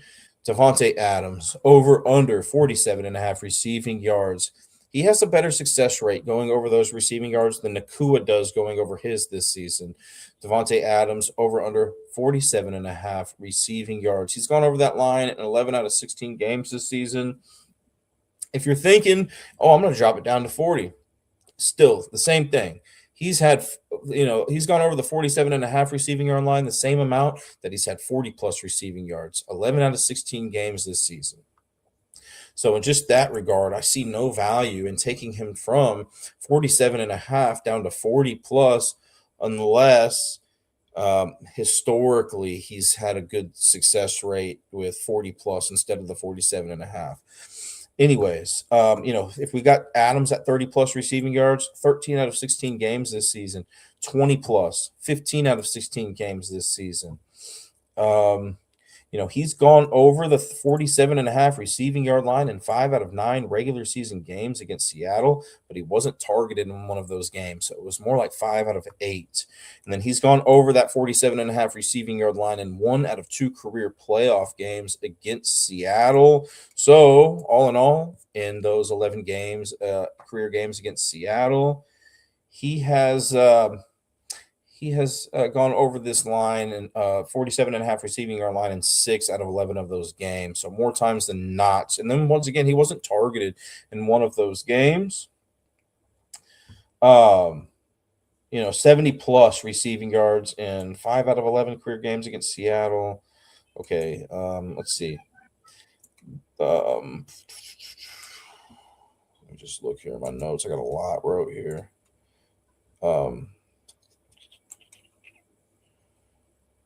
Okay. The most receiving yards Devontae Adams had in a playoff game was versus Seattle, which he had 160 receiving yards. So Puka Nacua has his career high in receiving yards against Seattle earlier this season. And then Devontae Adams has the most receiving yards he's ever had in a playoff game against Seattle. So two of these guys, two of these big weapons here for the Rams today, man, have set career numbers against the Seattle team. So for statistically, Adams has a better success rate going over these receiving yards this season than Nacua. I would feel just a little bit better, maybe taking Adams for, JB. I heard you say like 40 plus. I think that's still cool. Yeah. I wouldn't take it from 47.5 to 40.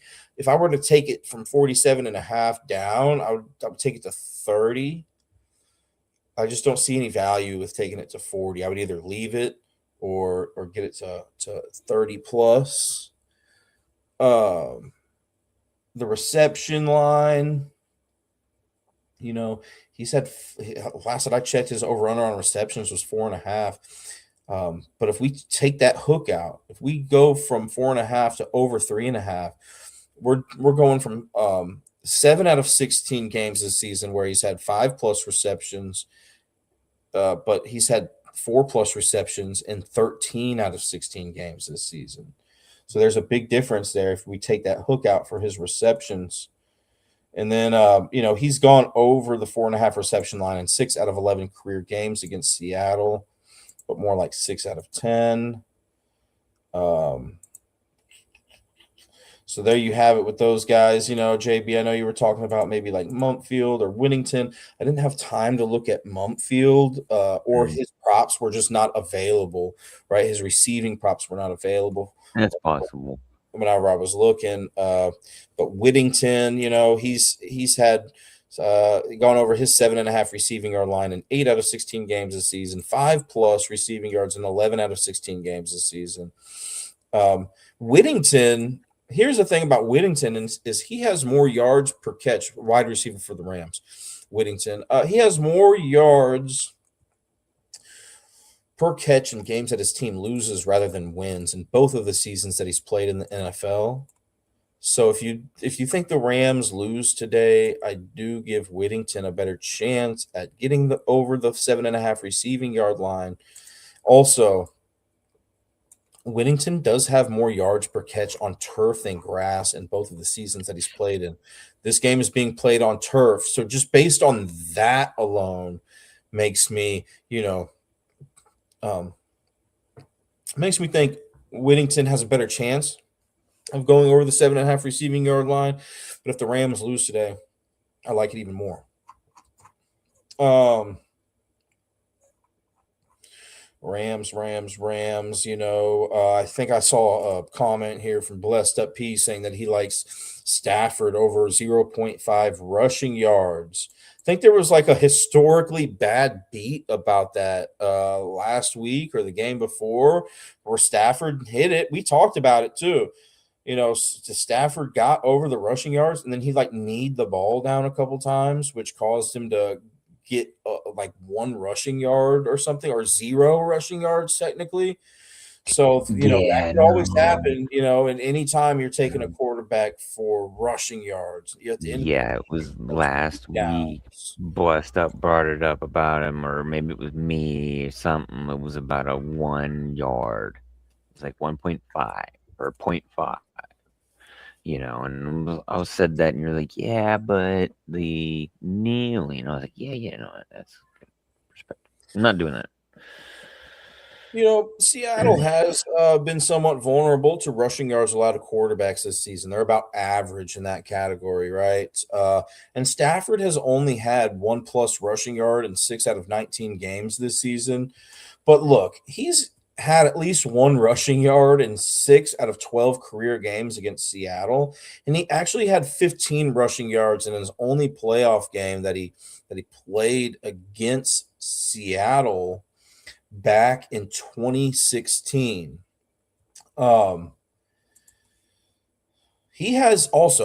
Stafford has more yards per carry in games that his team loses rather than wins in 16 out of the 17 NFL seasons that he's been in. In 16 straight seasons, Stafford has more yards per carry in games that his team loses rather than wins. Now, that doesn't tell the full story, right? You have more yards per carry in games that your team loses rather than wins. But, something, if you guys have time to do the math, you could look at how many times does he actually have more yards in games where his team loses rather than wins. I think the reason why I say the more yards per carry in games that his team the reason why I'm talking about yards per carry is because that's the format that ESPN.com has it in. But you can get more specific by looking at how many more yards, he has in those losses rather than wins. I don't want to confuse you though. Long story short, I give Matt Stafford a better chance to get a rushing yard if the Rams lose today rather than wins. I like the Rams to win today, so I think he does not get that rushing yard. Maybe he does and they knee it down again, right? Kyren Williams over under 54.5 rushing yards. Look, he's gone over that line in 16 out of 19 games this season. He's gone over that line in 8 straight games. If you took that to 50+ rushing yards for Kyren Williams, he's gone over that in 18 out of 19 games this season, and 45+ rushing yards in all games that he's played in this season.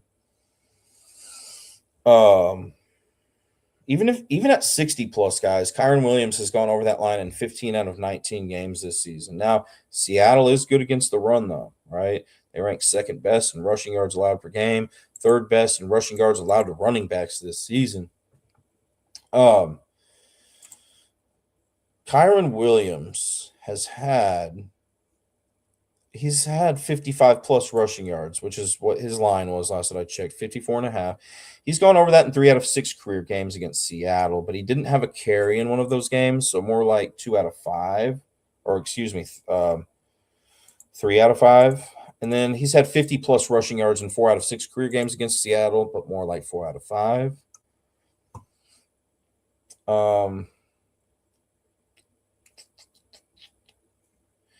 Kyren Williams has more rushing yards per carry in games that his team wins rather than loses in all 4 seasons that he's been in the NFL. So based on that, and I like his success rate. I like his success rate against Seattle. I like that trend that he has more rushing yards per carry in games that his team wins rather than loses in all 4 seasons that he's been in the NFL. So I like Kyren Williams going over those rushing yards today. What worries me a little bit is the fact that Seattle has a very good rush defense. Okay, but I do have to lean towards him getting over that. And then Blake Corum over under 28.5 rushing yards. He's gone over that line in 11 out of 19 games this season. If we took it to 20+, we're looking at 14 out of 19 games, 10+ rushing yards in 18 out of 19 games this season for Blake Corum. And then he's gone over the 28.5 rushing yard line in 1 out of 4 career games against Seattle. The most rushing yards Blake Corum has ever had in a game against Seattle is 48.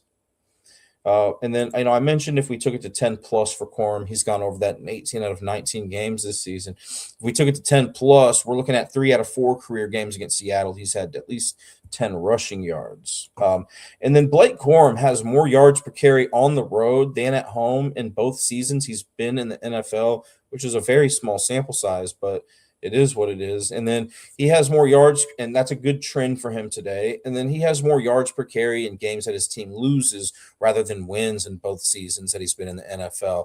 I think who's the guy that did the pod with us last week? I'm just drawing a blank right now. We had Gremlin Bag. Gremlin, yeah. Gremlin and I were talking about Blake Corum, about how it seems like in like blowout victories or losses, he seems to get a few more carries. So, that could be the reason why, that's something that I would look into as well. Do you guys think this is going to be a close game or a blowout? If it's going to be a blowout, from that show that we did, from that episode, if I remember correctly, Blake Corum was more productive in games where the score, the margin of victory is a little bit bigger when one team beats the other team by like 8+ points. But Corum has more yards per carry in games that his team loses rather than wins in both seasons. So I like the Rams to win today. So just because of that, I would have to lean more towards Corum not getting there. I also think this is going to be a more competitive game than the Broncos and Patriots game. So, but I'm not necessarily here to give you, what I think is going to happen. I'm here to give you guys some statistics, right?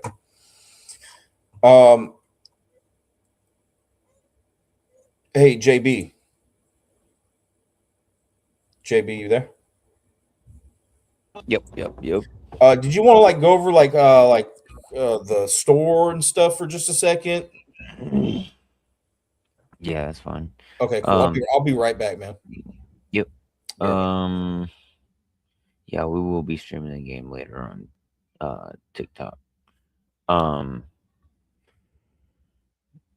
CJ pretty to get 2 TDs, but yeah, so you guys go and hit that QR code up there, top left hand corner.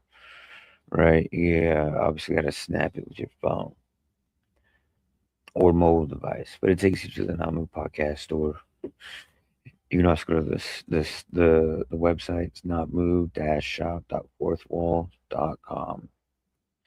We got Not Move Podcast merchandise. We got, you name it, man. We got links to our sponsors, things and such. We're gonna be doing giveaways. We've done Madden 26 giveaways.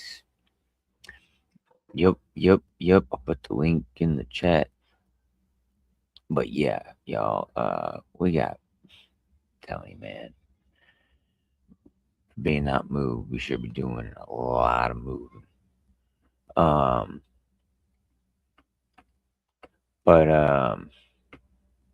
Yeah, if you guys go there, you guys use promo code Not Moved, you get 10% off store wide. If you're also on Twitch, right, you guys subscribe on Twitch, you get 5% off automatically in the store. And then you can use promo code Not Moved to attach an extra 10%. It's also got all the links to our sponsors, Walmart.com, MLB and NFL Shop, San Francisco 49ers Shop, Kansas City Chiefs Pro Shop. We got Open Goal, W Energy Drinks. Go to W.GG. Promo code Not Moved. 10% off your entire order there. Use it as many times as you want. Unlimited ordering. If you guys are stuck on that nasty carbonated energy drink or pre-workout, man, try that stuff out. Get you something new. All right. Thank you, JB. So, I think that about does it for the Rams attack here that we've talked about. I think something that we did not talk about is maybe Matt Stafford over 254 and a half passing yards, which he's gone over in 13 out of 19 games this season. And even if you took that to 250 plus, guys, you're still looking at 13 out of 19 games this season. It's where we get to like 175 plus, where he's gone over that in 18 out of 19 games this season. He's gone over the 254 and a half passing yard line in 6 out of 12 career games against Seattle. In the playoff game that he played against Seattle in 2016, which was the only playoff game that he played against Seattle, he had 205 passing yards. Once again, that was back in 2016, so 10 years ago. He's had 200 plus passing yards in 10 out of 12 career games against Seattle. His low was 130 and his high was 457. What are you thinking about Stafford today, JB? Do you think he goes over the 254 and a half passing yards? Yeah. You got too many passing weapons. That's what they are. They're a pass happy team. I mean, look what he's done all year, man. Played the best football of his career. Yeah. I don't see no reason why he wouldn't. I'm with I you, got man. him going that 255. No. Mm-hmm. Yeah. Over that. Yeah, man. I think that looks pretty good too. I guess the only concern that I would have is if the Rams, and I think it's a possibility, but I expect this game to be more competitive. The only concern that I would have is if like the Rams were up by a large margin in the late third quarter and they just continue to run the ball. But anyways, even over the 1.5 touchdown passes, guys, he's gone over that in 16 out of 19 games this season. He's had at least one touchdown pass in 18 out of 19 games this season. And then he's had at least one touchdown pass in 9 out of 12 career games against Seattle. And then he's had at least 2 touchdown passes in 7 out of 12 career games against Seattle. All right. Do you think he throws an interception today, JB? He has thrown an interception in 6 out of 19 games this season. And he's had an interception in more times than not in career games against Seattle. 7 out of 12 career games against Seattle. He just threw a pick last week, too, didn't he?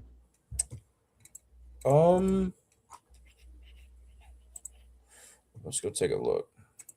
I think it may have been the game before where he threw a bunch of interceptions. Let me just double check though. So they played Chicago last week? Is that right? Yeah. No, he did not throw an interception against Chicago. Against Carolina, he did. Total defensive interceptions, 18, Seattle, 16, Los Angeles. It's number 5 and number 6. Total turnover differential, -3 at 19th for Seattle, +10. Yeah, I mean, the Rams do have a big turnover differential advantage against Seattle too. The Rams are +11 and Seattle's -3.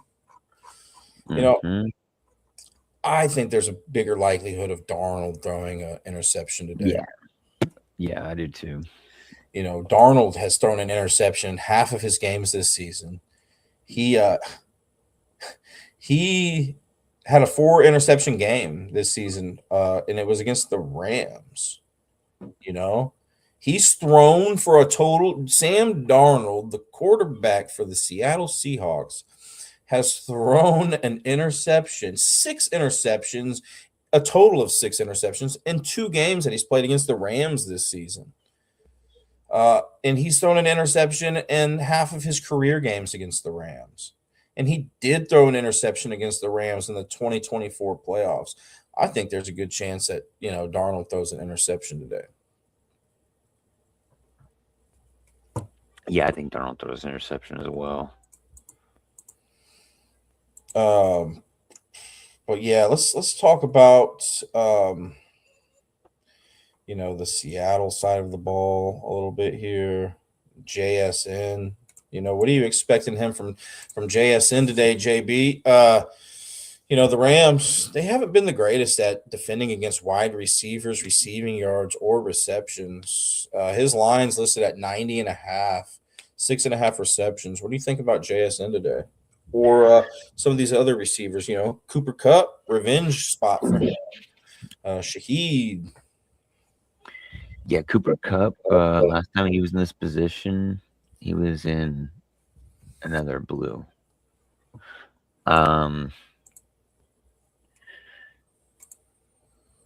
Cooper Cup has been in these moments. I think you take him for yardage, whatnot, some receptions. JSN though, I think is obviously gonna be your that guy. He kind of goes quiet though sometimes, I feel. I dealt with him this off season, going and disappearing at times.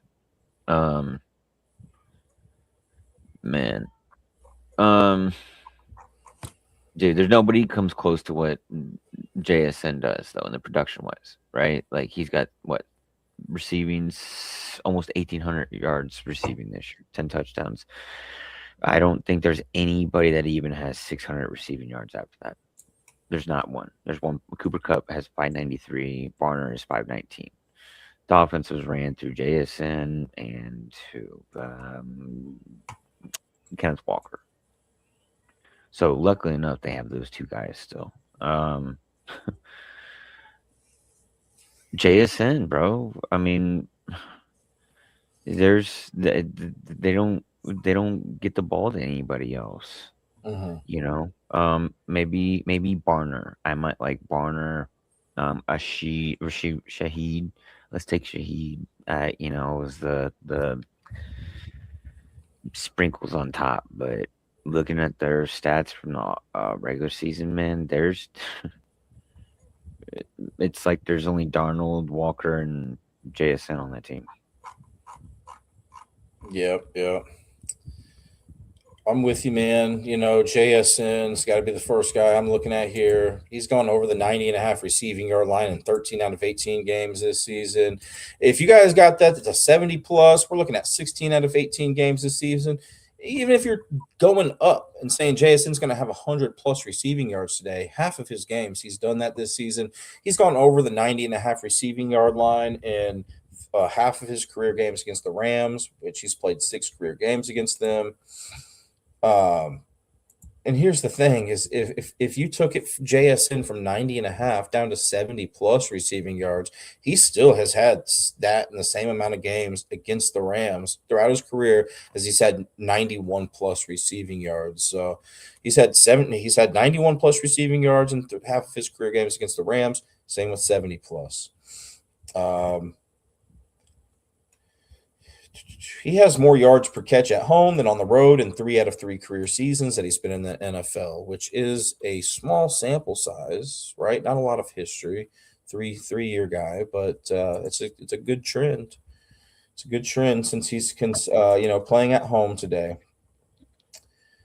And he's gone over his 6.5 reception line in 12 out of 18 games this season. So, if you're looking for 100% success rate with the receptions against the Rams, 3+ receptions in all career games against the Rams, 4+ in 4 out of 6 career games.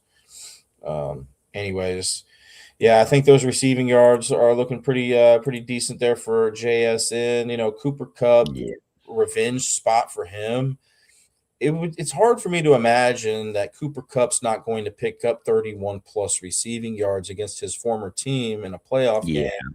But if we did want to take that down to 20+, we're looking at 15 out of 17 games. Cooper Kupp has had 20+ receiving yards this season. 15+, 16 out of 17 games. He's gone over the 30.5 receiving yard line in 1 out of 2 career games against the Rams. So he's played 2 career games against his former team, and he's had at least 23 receiving yards in both of those games. I think with the games on the line, I like the 31. I see him getting it. It is playoffs. Like I said, that's what he's been here for. I mean, he's the number 2. He's 593. He's got the second most, receiving yards on the team. So, I mean, he is a valuable weapon to them.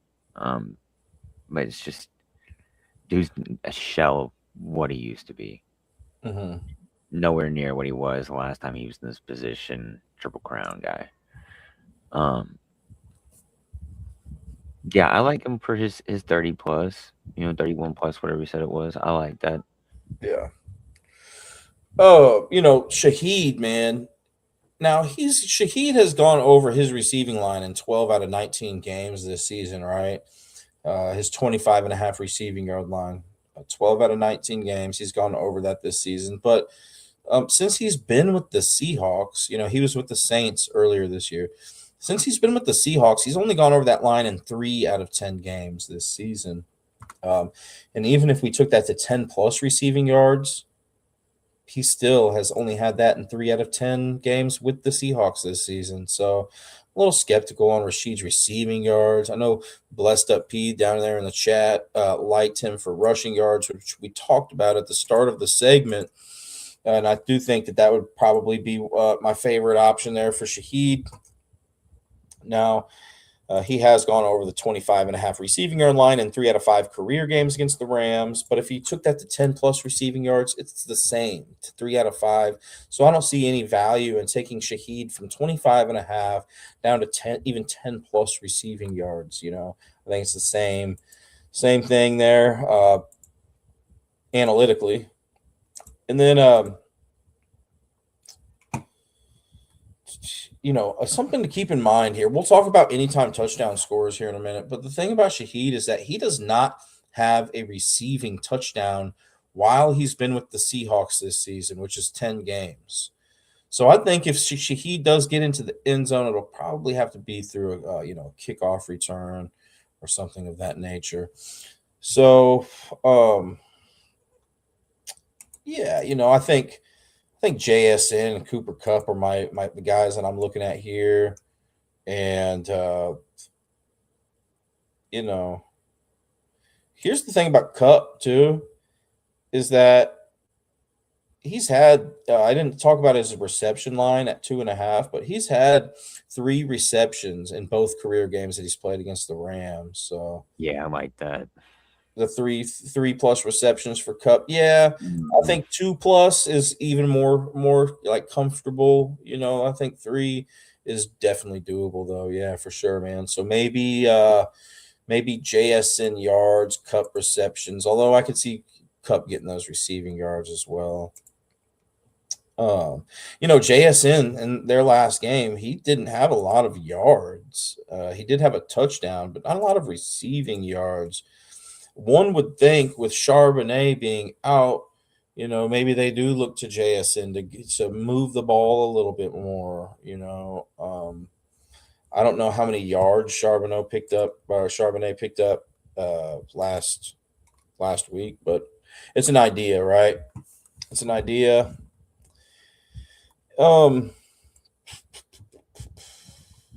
Let's see here. On a year, he's sitting at 730. I heard you talking about AJ Barner. Mhm. He's gone over his 29 and a half receiving yard line in 7 out of 18 games this season. AJ Barner's the tight end there for Seattle. Now, the Rams have done a good job at preventing tight ends from receiving yards. They rank 7th best in preventing tight ends receiving yards. But the Rams are more vulnerable to receptions allowed to tight ends. The thing about Barner is he's only gone over his 3.5 reception line in 4 out of 18 games this season. So I feel like we would have to take that to at least 3 plus receptions for Barner. He's at least gone over that in more times than not this season. In 10 out of his 18 games that he's played, 2 plus 13 out of 18 games. But here's the thing about Barner is that he's gone over those 3.5 receptions in all 4 career games that he's played against the Rams. His high was 10. So I do still have to lean towards Barner going over the 3.5 receptions, but I feel more comfortable with it at 3 plus. And I think that I would like that more than his receiving yards, right? Because the Rams are more vulnerable to receptions allowed to tight ends more than the receiving yards allowed to tight ends. Although, receiving yards, He's gone over the 29.5 receiving yard line in 3 out of 4 career games against the Rams. If we took that to 27 plus, maybe you guys can take the hook out and drop it a few. He's had at least AJ Barner has had at least 27 receiving yards in all 4 career games against the Rams. Also, Barner has more yards per catch in road games than home games in both seasons that he's been in the NFL, which is a bad trend, but it's a small sample size. And then he has more yards per catch on grass than turf in both seasons he's played in the NFL, which is a bad trend, but a small sample size. It's a bad trend because this game is being played on turf rather than grass, so he's better.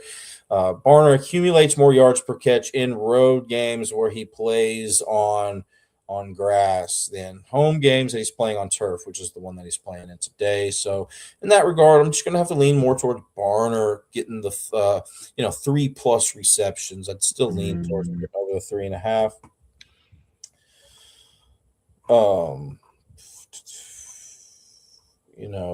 I think something that we haven't talked about that we need to talk about is Kenneth Walker's receiving yard line. The Rams rank 5th worst in receiving yards allowed to running backs, 6th worst in receptions allowed to running backs. Now, Kenneth Walker doesn't have the most impressive success rate going over the 24.5 receiving line this season, only 6 out of 18 games this season.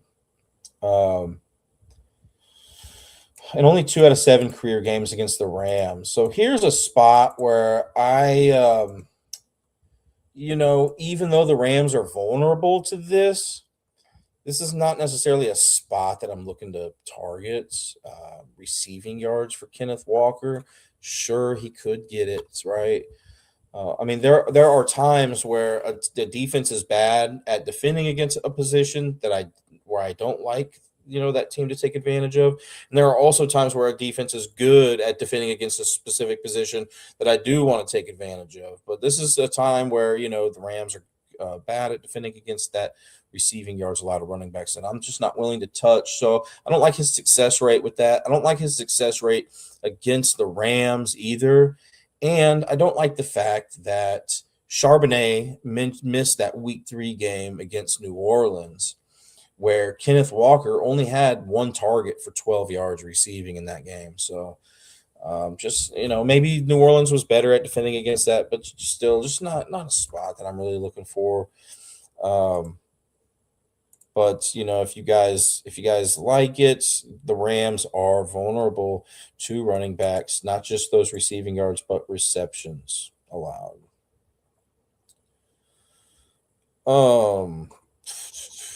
I don't know if I really talked about the rushing game here for Seattle.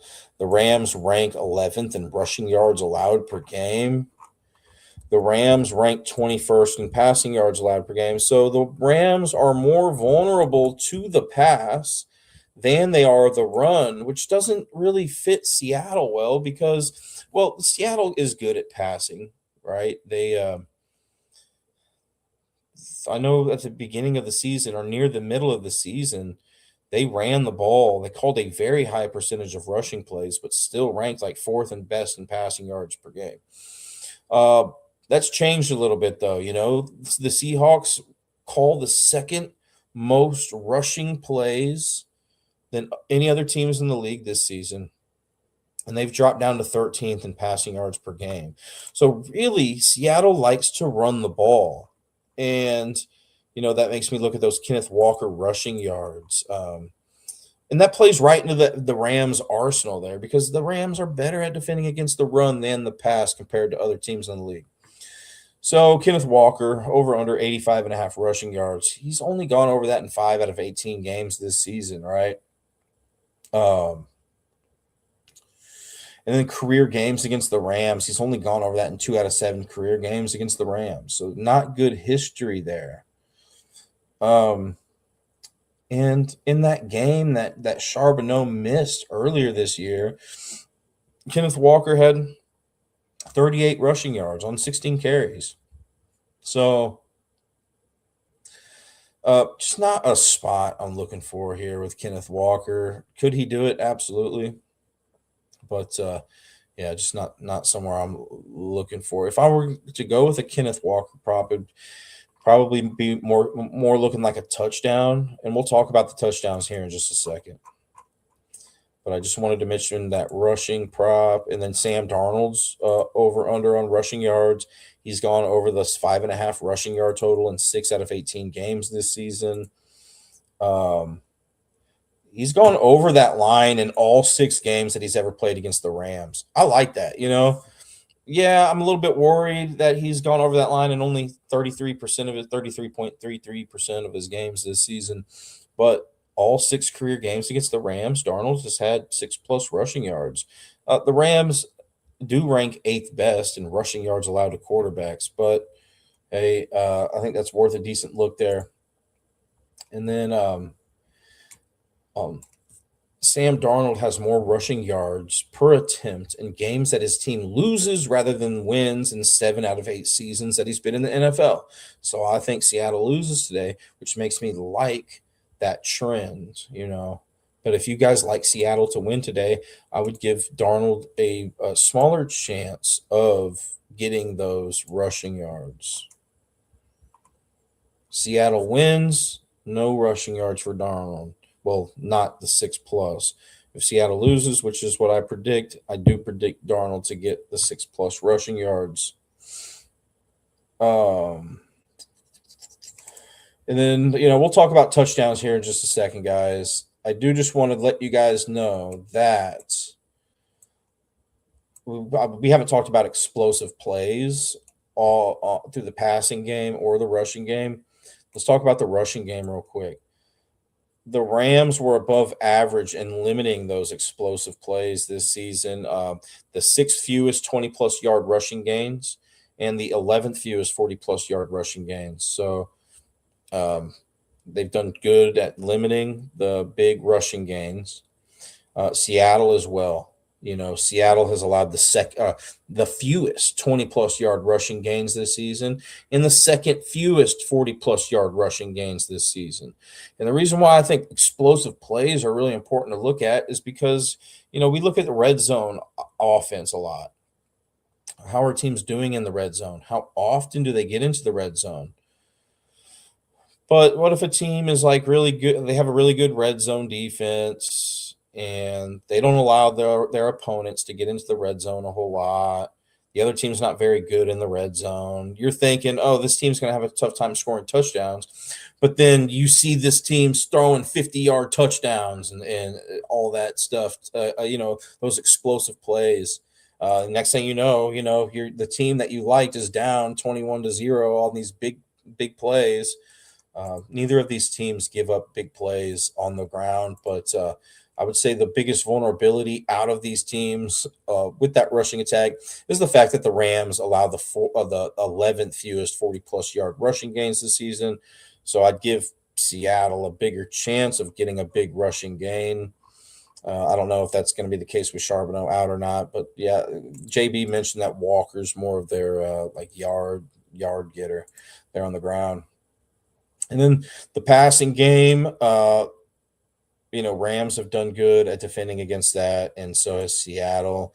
Really, the Rams have allowed the 12th most 20+ yard receiving gains this season.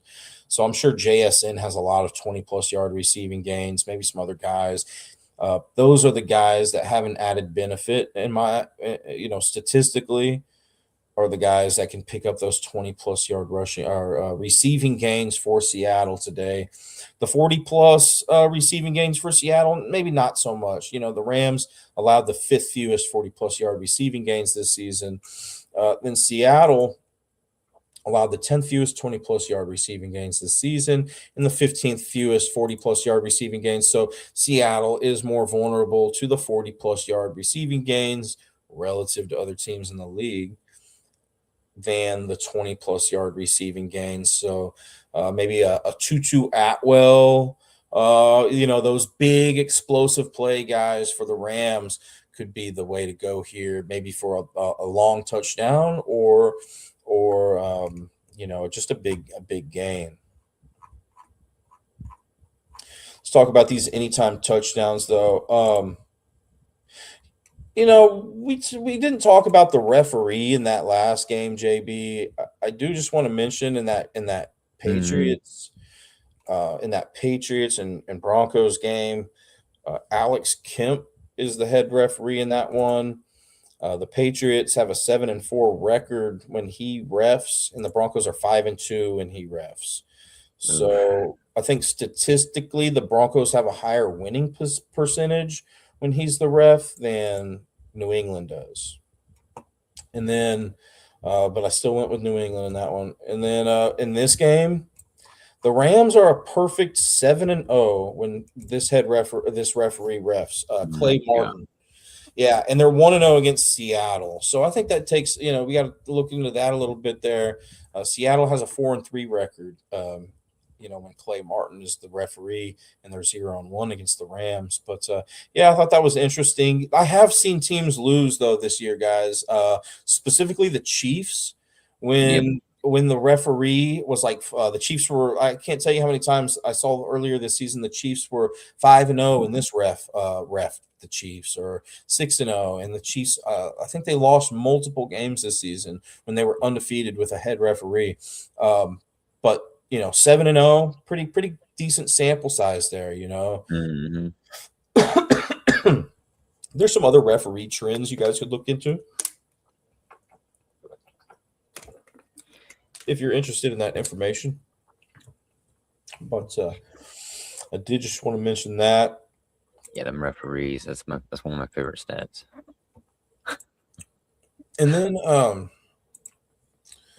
I do just want to mention before we get into these touchdown props, right? Anytime touchdown props, that the Rams have a slight red zone attempts per game advantage and a slight red zone conversion advantage. When I say a red zone conversion advantage, I mean within the 20-yard line, the Rams are converting, touchdowns at a pretty good rate. Not necessarily field goals, right? That's not what I'm talking about when I'm talking about red zone conversion. Just touchdowns only, right?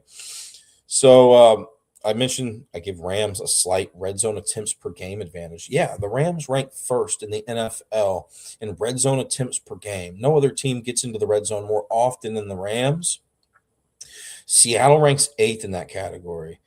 But Seattle's defense is better at preventing opponents from getting into the red zone than the Rams. Seattle ranks 7th in that category. The Rams rank 16th. Where I see big separation is, the red zone conversion rates. The Rams rank 7th in that category in red zone conversion rate. Seattle ranks 21st. But both of these defenses are very similar in ranking in opponent red zone conversion rate. So overall, I give the Rams a bigger likelihood of scoring touchdowns today, at least in the red zone, right? So let's look at these anytime touchdown props. I looked at the history. The guys I have on my list here, I may not have looked at everybody, right? But the guys that I have on my list here for the Rams, we have Stafford, Kyron Williams, Corum, Nakua, Adams, Mumpfield, Xavier Smith, Jordan Whittington, Tutu Atwell, Parkinson, Higbee, and Ferguson. The Rams that have scored a touchdown on Seattle throughout history that I have on my list here is a lot of them, really. Stafford, Williams, Corum, Adams, Atwell, Parkinson, Higbee, Ferguson. And then for Seattle, I have some guys on my list here, and I think maybe all of these guys have scored a touchdown against the Rams, except Cooper Kupp. I have Darnold, Kenneth Walker, Charbonnet, JSN, Shaheed, and Barner on my list here, and all of them, are on that. All of them have scored a touchdown, at least one touchdown against the Rams throughout history, except for Cooper Kupp. But on my list here,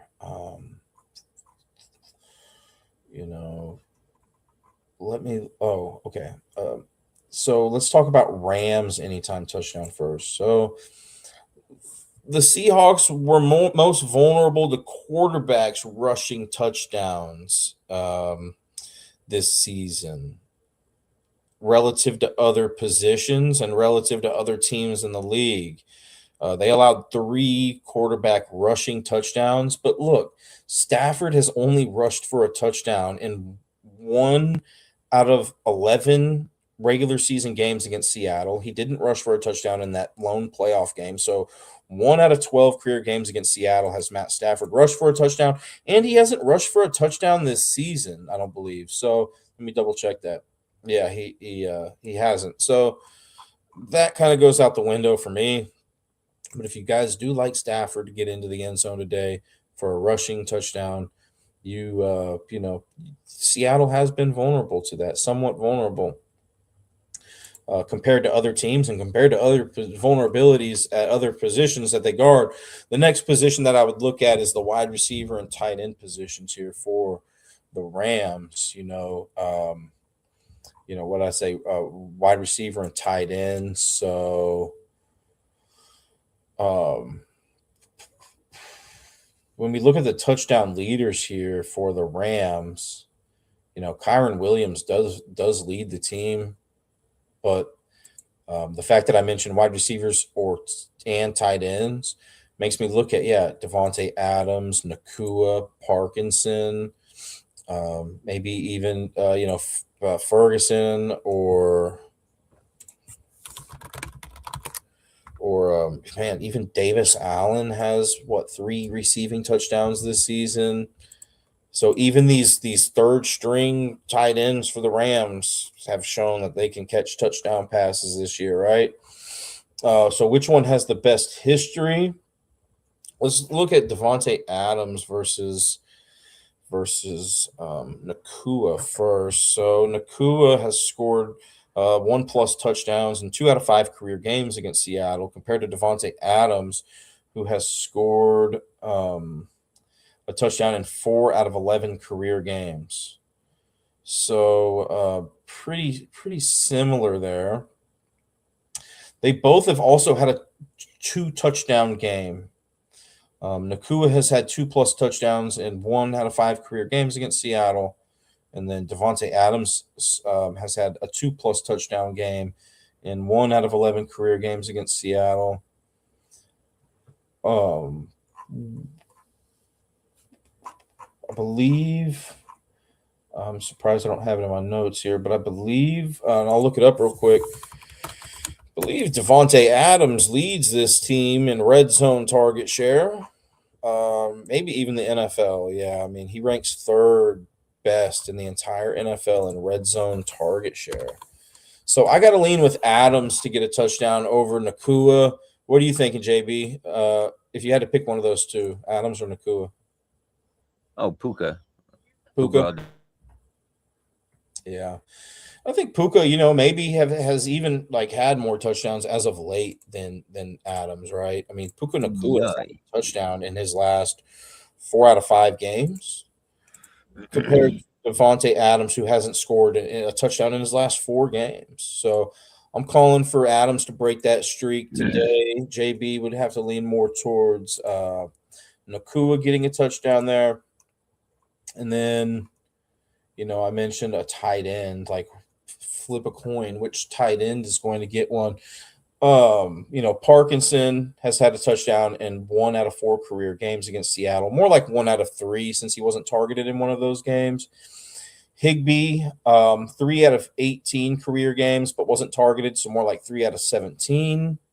Then Terrence Ferguson, 1 out of 2 career games. So really 1 out of 1 career game, since he wasn't targeted in one of those games either. You would still roll with Parkinson today, JB, for an anytime touchdown over the other tight ends here? Is that right? Parkinson's. What, between all 4 games or just these 2? Oh, no, just between all the tight ends for the Rams. Oh, for the Rams, yeah, Parkinson's and Higbee, being 1 and 2, and then Ferguson at 3. I like the fact that Ferguson has a touchdown in the only game that he was targeted against Seattle. I'm not like too impressed with the fact that Parkinson has a touchdown in 1 out of 3 career games against Seattle. Higbee, what would I say, 3 out of 17. So I'll just lean towards the sleepier side of things here and go with Ferguson for an anytime touchdown on that one. And then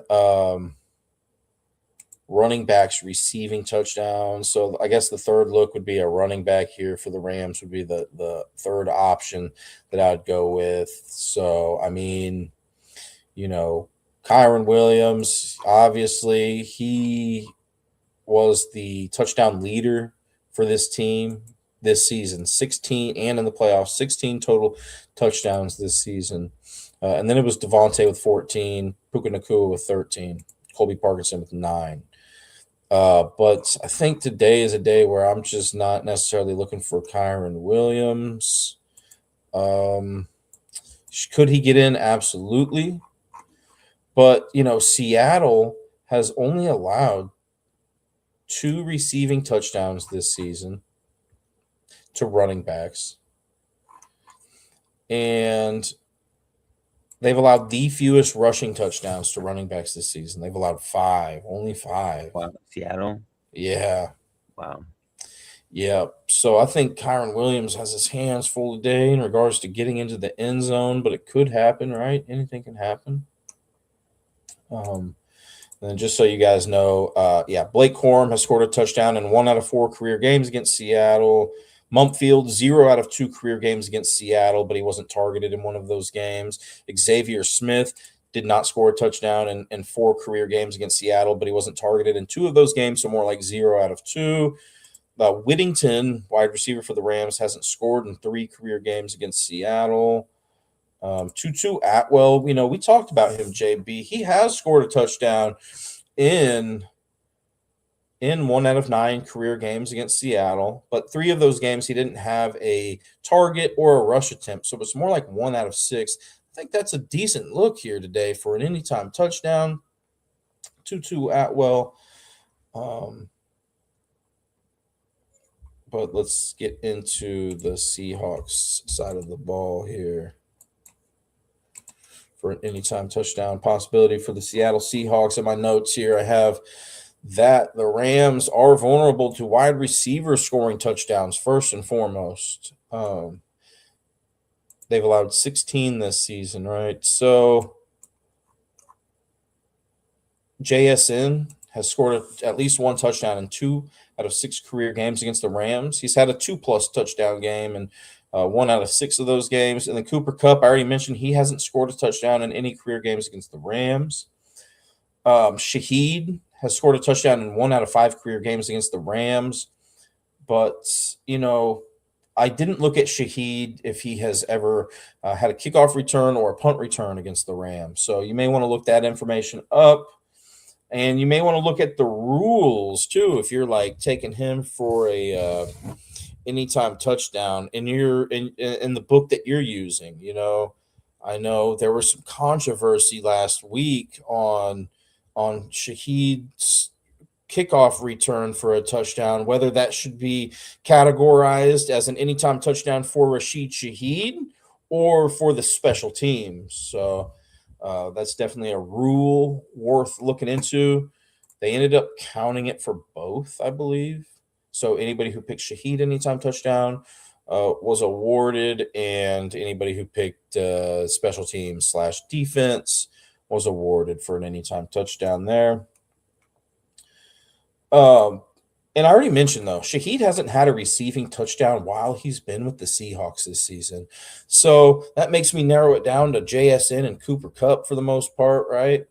And the fact that Cooper Kupp doesn't have a touchdown in 2 career games against the Rams really just leaves me with JSN for an anytime touchdown. How are we feeling about that, JB?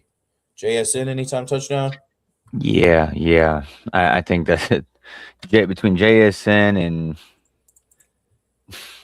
JSN for the anytime touchdown. I don't like really anybody else. Maybe Barner. Yeah. We'll talk about Barner. I actually think Barner's a decent look here, but I think Barner's a good look. But Yeah, man. I know you don't like necessarily going with those big names in games like this, and that's understandable, JB. But out of the wide receiving corp, out of those three, I have to lean towards JSN getting an anytime touchdown, which really comes to no surprise, right? But the next person that I would be looking at is AJ Barner, because the Rams ranked 13th worst in tight ends receiving touchdowns allowed this season. That's their second biggest vulnerability. And AJ Barner has had a touchdown in 2 out of 4 career games against the Rams. So I think that's a good look there. And then running backs receiving touchdowns here against the Rams is their third biggest vulnerability. And Kenneth Walker, he scored a touchdown in 2 out of 7 career games against the Rams. That could be better, but that's not terrible. And he does have, he doesn't have a receiving touchdown this season. So that makes me really skeptical about Kenneth Walker for an anytime touchdown today. And then was there anything else that I really wanted to? I think that pretty much does it there. I do just want to mention that Darnold has rushed for a touchdown in 1 out of 6 career games against the Rams. One of those games were in the playoffs in 2024, which he did not rush for a touchdown. And the Rams were pretty good at limiting quarterback rushing touchdowns this season. They only allowed 1. So I'm a little skeptical about Darnold getting in there today, but anything could happen, right? Any given Sunday. Defensive touchdowns, anytime defensive touchdowns. I just want to let you guys know that, there's only been 1 defensive touchdown in the last 10 meetings between these teams. It was the Rams. They had a pick 6 back in 2024. But Seattle did have a punt return for a touchdown on 12/18/2025. I'm just not counting that as a defensive touchdown, but that was a special teams touchdown. And then before I get out of here, we'll do the first touchdown of the game, right? The Rams have scored the first touchdown of the game in 12 out of 19 games this season. The Seahawks have scored the first touchdown in 13 out of 18 games this season. So Seattle has scored the first touchdown in a higher percentage of games this season than the Rams have. I do know in week 11, Kyron Williams had the first touchdown in that game, and that game was against Seattle. What about the most recent game between these two? Let me go look that up real quick. Schedule. They played the Rams here in week 16, who scored the first touchdown in that one? Charbonnet. So it was a running back in both of the games that these teams have played in. Kyron Williams scored the first touchdown in the one in week 11, and then in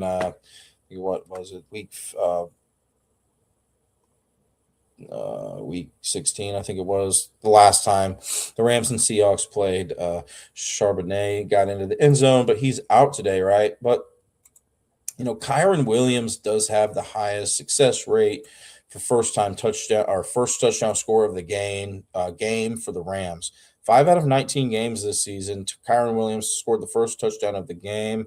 He has scored the first touchdown for his team in 7 out of 19 of those games, which I believe out of all the games today, which was just 2, out of all the games today, Kyron Williams scored the first touchdown the most for his team, 7 out of 19, and I think 5 out of 19 first touchdown of the game in the highest. I can see that for sure as well. And then Nacua has scored the first touchdown of the game in 3 out of 19 games this season. Every time that Nacua scored the first touchdown of the game this season, it was the first one for his team as well. I guess I had that backwards. But yeah, 3 out of 19 games, Nacua has scored the first touchdown of the game and the first touchdown for his team. Devontae Adams scored the first touchdown of the game in 2 out of 19 games this season. He scored the first for his team in 4 out of 19 games this season. Mumpfield has scored the first touchdown of 1 out of 19 games this season. Higbee scored the first touchdown in 1 out of 19 games this season. Terrence Ferguson scored the first touchdown for his team in 2 out of 19 games this season. So never has Ferguson had the first touchdown of the game this season. And then Corum has scored the first touchdown for his team in 1 out of 19 games this season. So statistically, yeah, Kyron Williams to score the first touchdown of the game looks pretty decent there. But, Seattle did score the first touchdown of the game more time at a higher rate than the Rams did this season. But Charbonnet was the guy, man, and he's out. And then so the next man up is going to be JSN, who scored the first touchdown of the game in 3 out of 18 games this season. He actually scored the first touchdown for his team in 5 out of 18 of those games this season. Torrey Horton, who's out, that's another hit for Seattle. He was a guy who scored the first touchdown a couple times. Barner, we've talked about him, scored the first touchdown of the game in 1 out of 18 games this season. Same with his team. Shaheed scored the first touchdown of the entire first touchdown for Seattle in 2 out of 18 games this season, but he hasn't played 2 out of 10 games, I should say. They were both kickoff returns. Shaheed, just both the times he had his first touchdown of the game were both kickoff returns. So I would definitely go see if the Rams are vulnerable to that kickoff game. And then, Kenneth Walker has not scored the first touchdown of the game this season, but he has scored the first touchdown for his team in 1 out of 18 games this season. And then Seattle defense scored one time there. So I suppose JSN, if we said, okay, Seahawks have scored a higher touchdown, have scored the first touchdown at a higher rate than the Rams, that eliminates the Rams. And then, looks like JSN, scored the first touchdown of the game in 3 out of 18 games this season. So that would be, mathematically the probably the best look there is JSN to score the first touchdown of the game. Who are you feeling like, though, JB? If we throw the stats out of the window, who do you feel like scores the first touchdown today? No, man. Who are you just feeling in your bones, man? Who do I think? In both games? Yeah. So Rams, Seattle. I think it will be. I'm just gonna go with Puka. Puka's gonna score the first for the Rams, and for that game, for the Patriots and Broncos, dude, man, I'm gonna say, what's his face, Harvey, maybe Mims. Hunter Hurst Harvey, Triple H. Yes. If I'm just going based off feel, right? I've kind of already told you guys analytically what the numbers look like, but just based off feel, I'm thinking first touchdown in the Seattle game and the Rams has got to be. And I don't know if he has a first touchdown of the game this season, but it doesn't look like he does. Tutu Atwell. That's going out on a limb there. I think Terrence Ferguson is a decent look if you were going for a sleeper. I just feel like in this one, it's going to be a player that nobody really expects. But, statistically, once again, JSN was the good look there. If not, Kyron Williams if the Rams were to score first. And then for this other game, Denver and New England, give me Booty to score the first touchdown. Okay. Wide receiver for New England, but statistically, Douglas, man. Douglas was looking good there. But Denver had scored at a higher success rate, so Sutton looks like statistically the guy to get that first touchdown in the Broncos game. So Sutton and JSN, let's see if the statistics pan out there. Sutton and JSN first TDs. Bring Rashid Shaheed. Pete Alonso touchdown, says Blessed Up Pete. Yeah, we have baseball right around the corner, guys. I'll be doing baseball shows. I've been doing a few basketball shows here and there when I can. But now that football season's wrapped up or wrapping up, I'll have some more time to do that. Got one more game. So I guess let's give a final score prediction in this Rams and Seahawks game, JB. What are we thinking? I'm gonna go 2017. I'm gonna go 2017. Oh, dude, Rams. I really want to go with the Seattle Seahawks. But Why? Why are you thinking Seattle? man, the defense, the way that the running game, I don't know. They're a really good defense, and then Yep. like I said, storyline. Okay, so when Mike McDonald took over the job, okay, he brought his whole team in, and he had a or like not a press conference, but like he was in the auditorium, had his whole team in, and was like introducing himself to his team, and was like, "Look, from this many months, I think it was like 12 months, from 12 months from today." He was like, or like he did like a timeline. 3 months from today, we're gonna be in training camp. From 3 months from then, we're gonna be here.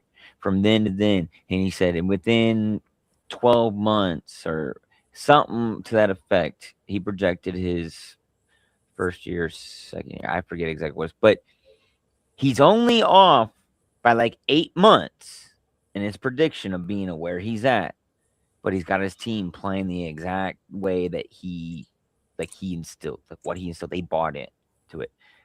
That's man, that's one reason why like I kind of want to go with Seattle. Man, it is the storyline there at home.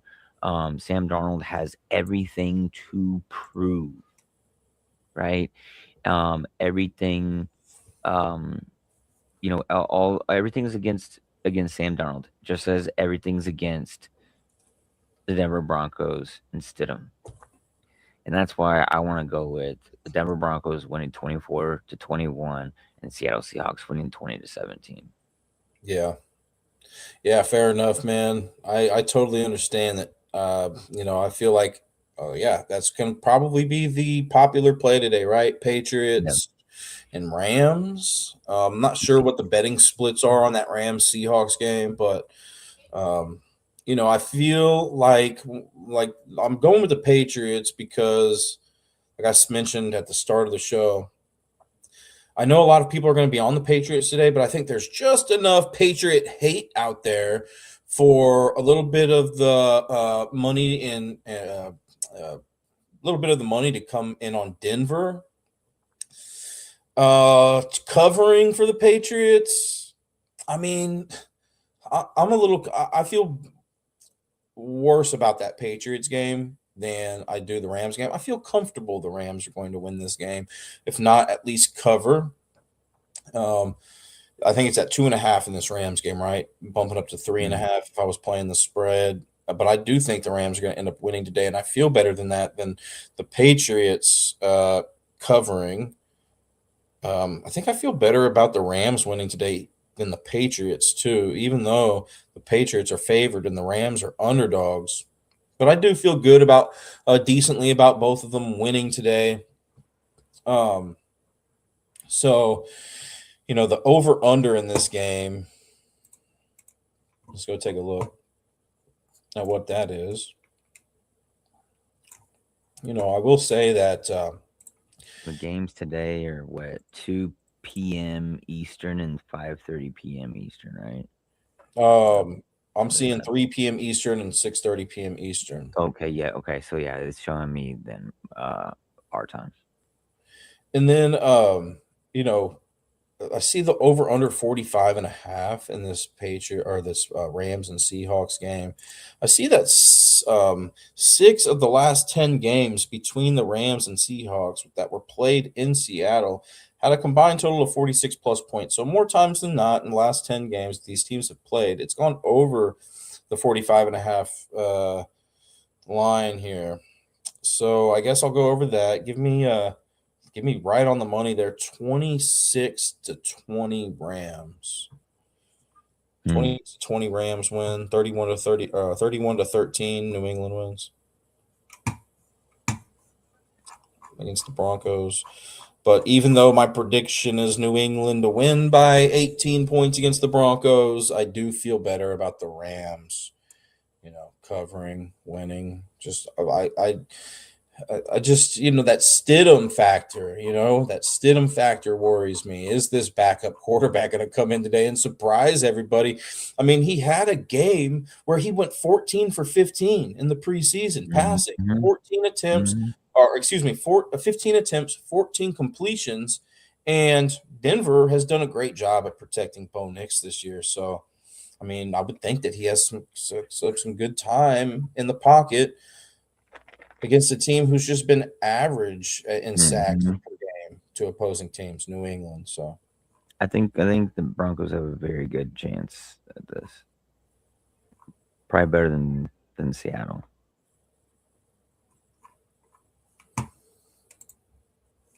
Well, I think that about does it, man. That's about all I have to say. Other than obviously, thank you to the supporters, subscribers, followers, everybody in chat, or just hanging out with us. We really appreciate you guys. I hope this information was useful for you, and I hope that all of you win today. And then thank you also to our sponsors, BetUS, MyBookie.ag, Walmart.com, Open Goal, the NFL, MLB and NFL Pro Shops, and W Energy Drinks. Yeah. Anything else, JB? You going to be on TT streaming the games? Yep. We will be on TikTok streaming the games. We'll probably have 2 of them up, one where everybody can be, and we're going to be talking. So if you don't want to hear us talking, you can go find the other one where nobody will be. Appease both parties. Right on. All right. Well, anything else, man? No. I think that's it. All I got. All right. Championship. Yep. Good luck today, everybody. Thanks for tuning in, and we'll see you guys here soon. Yep. This non-casual podcast may not be reproduced, retransmitted, or reused without the authorized written consent of the Not Move Podcast Network. Thank you, and we hope you enjoyed today's broadcast.